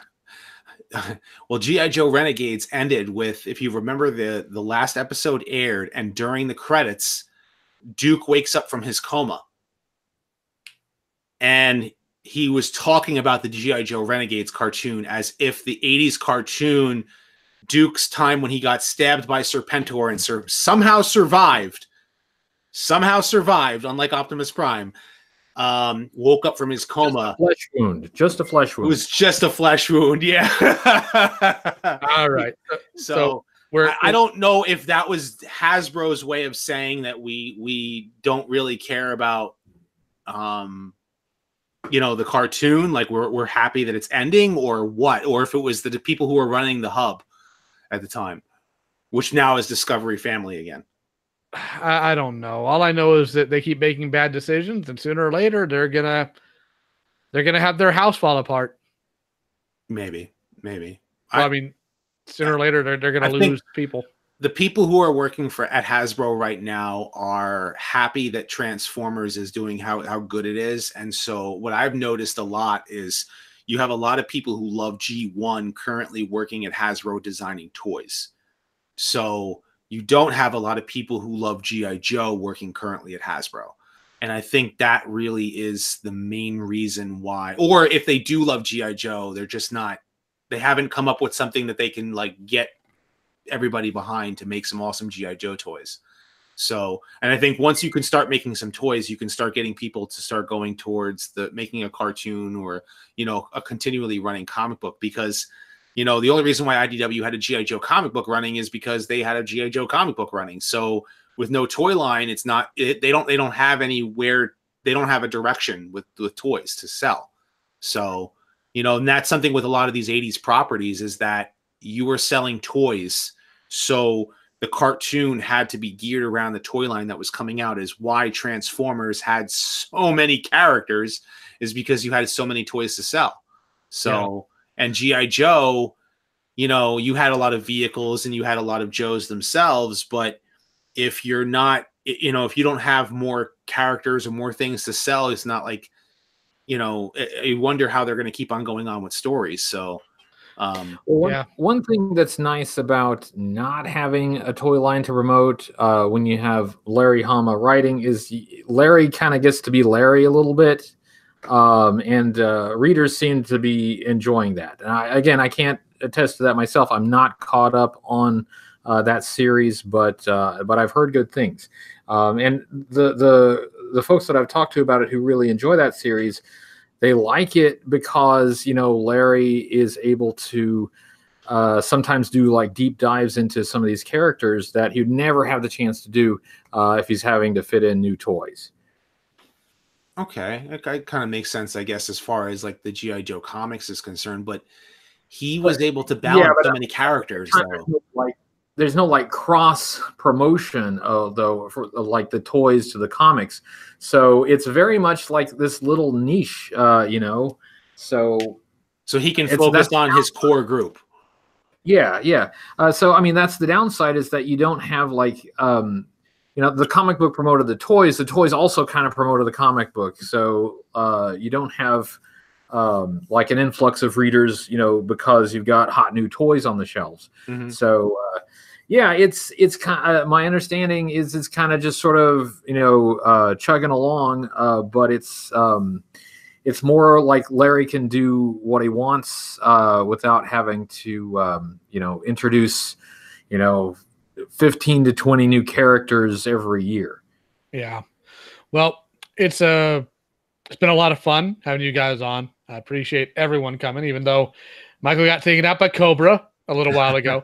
But it is getting late, especially for, I imagine, you guys. It's probably 11 o'clock where you guys are right now. It's 11 o'clock by me. Yeah. Yeah. Yep. So I'm going to go ahead and call it a night. Let everybody have their goodbyes. And I really hope you guys would be willing to hop on again. I'm hoping to bring Michael Mercy on as well sometime to talk about this stuff.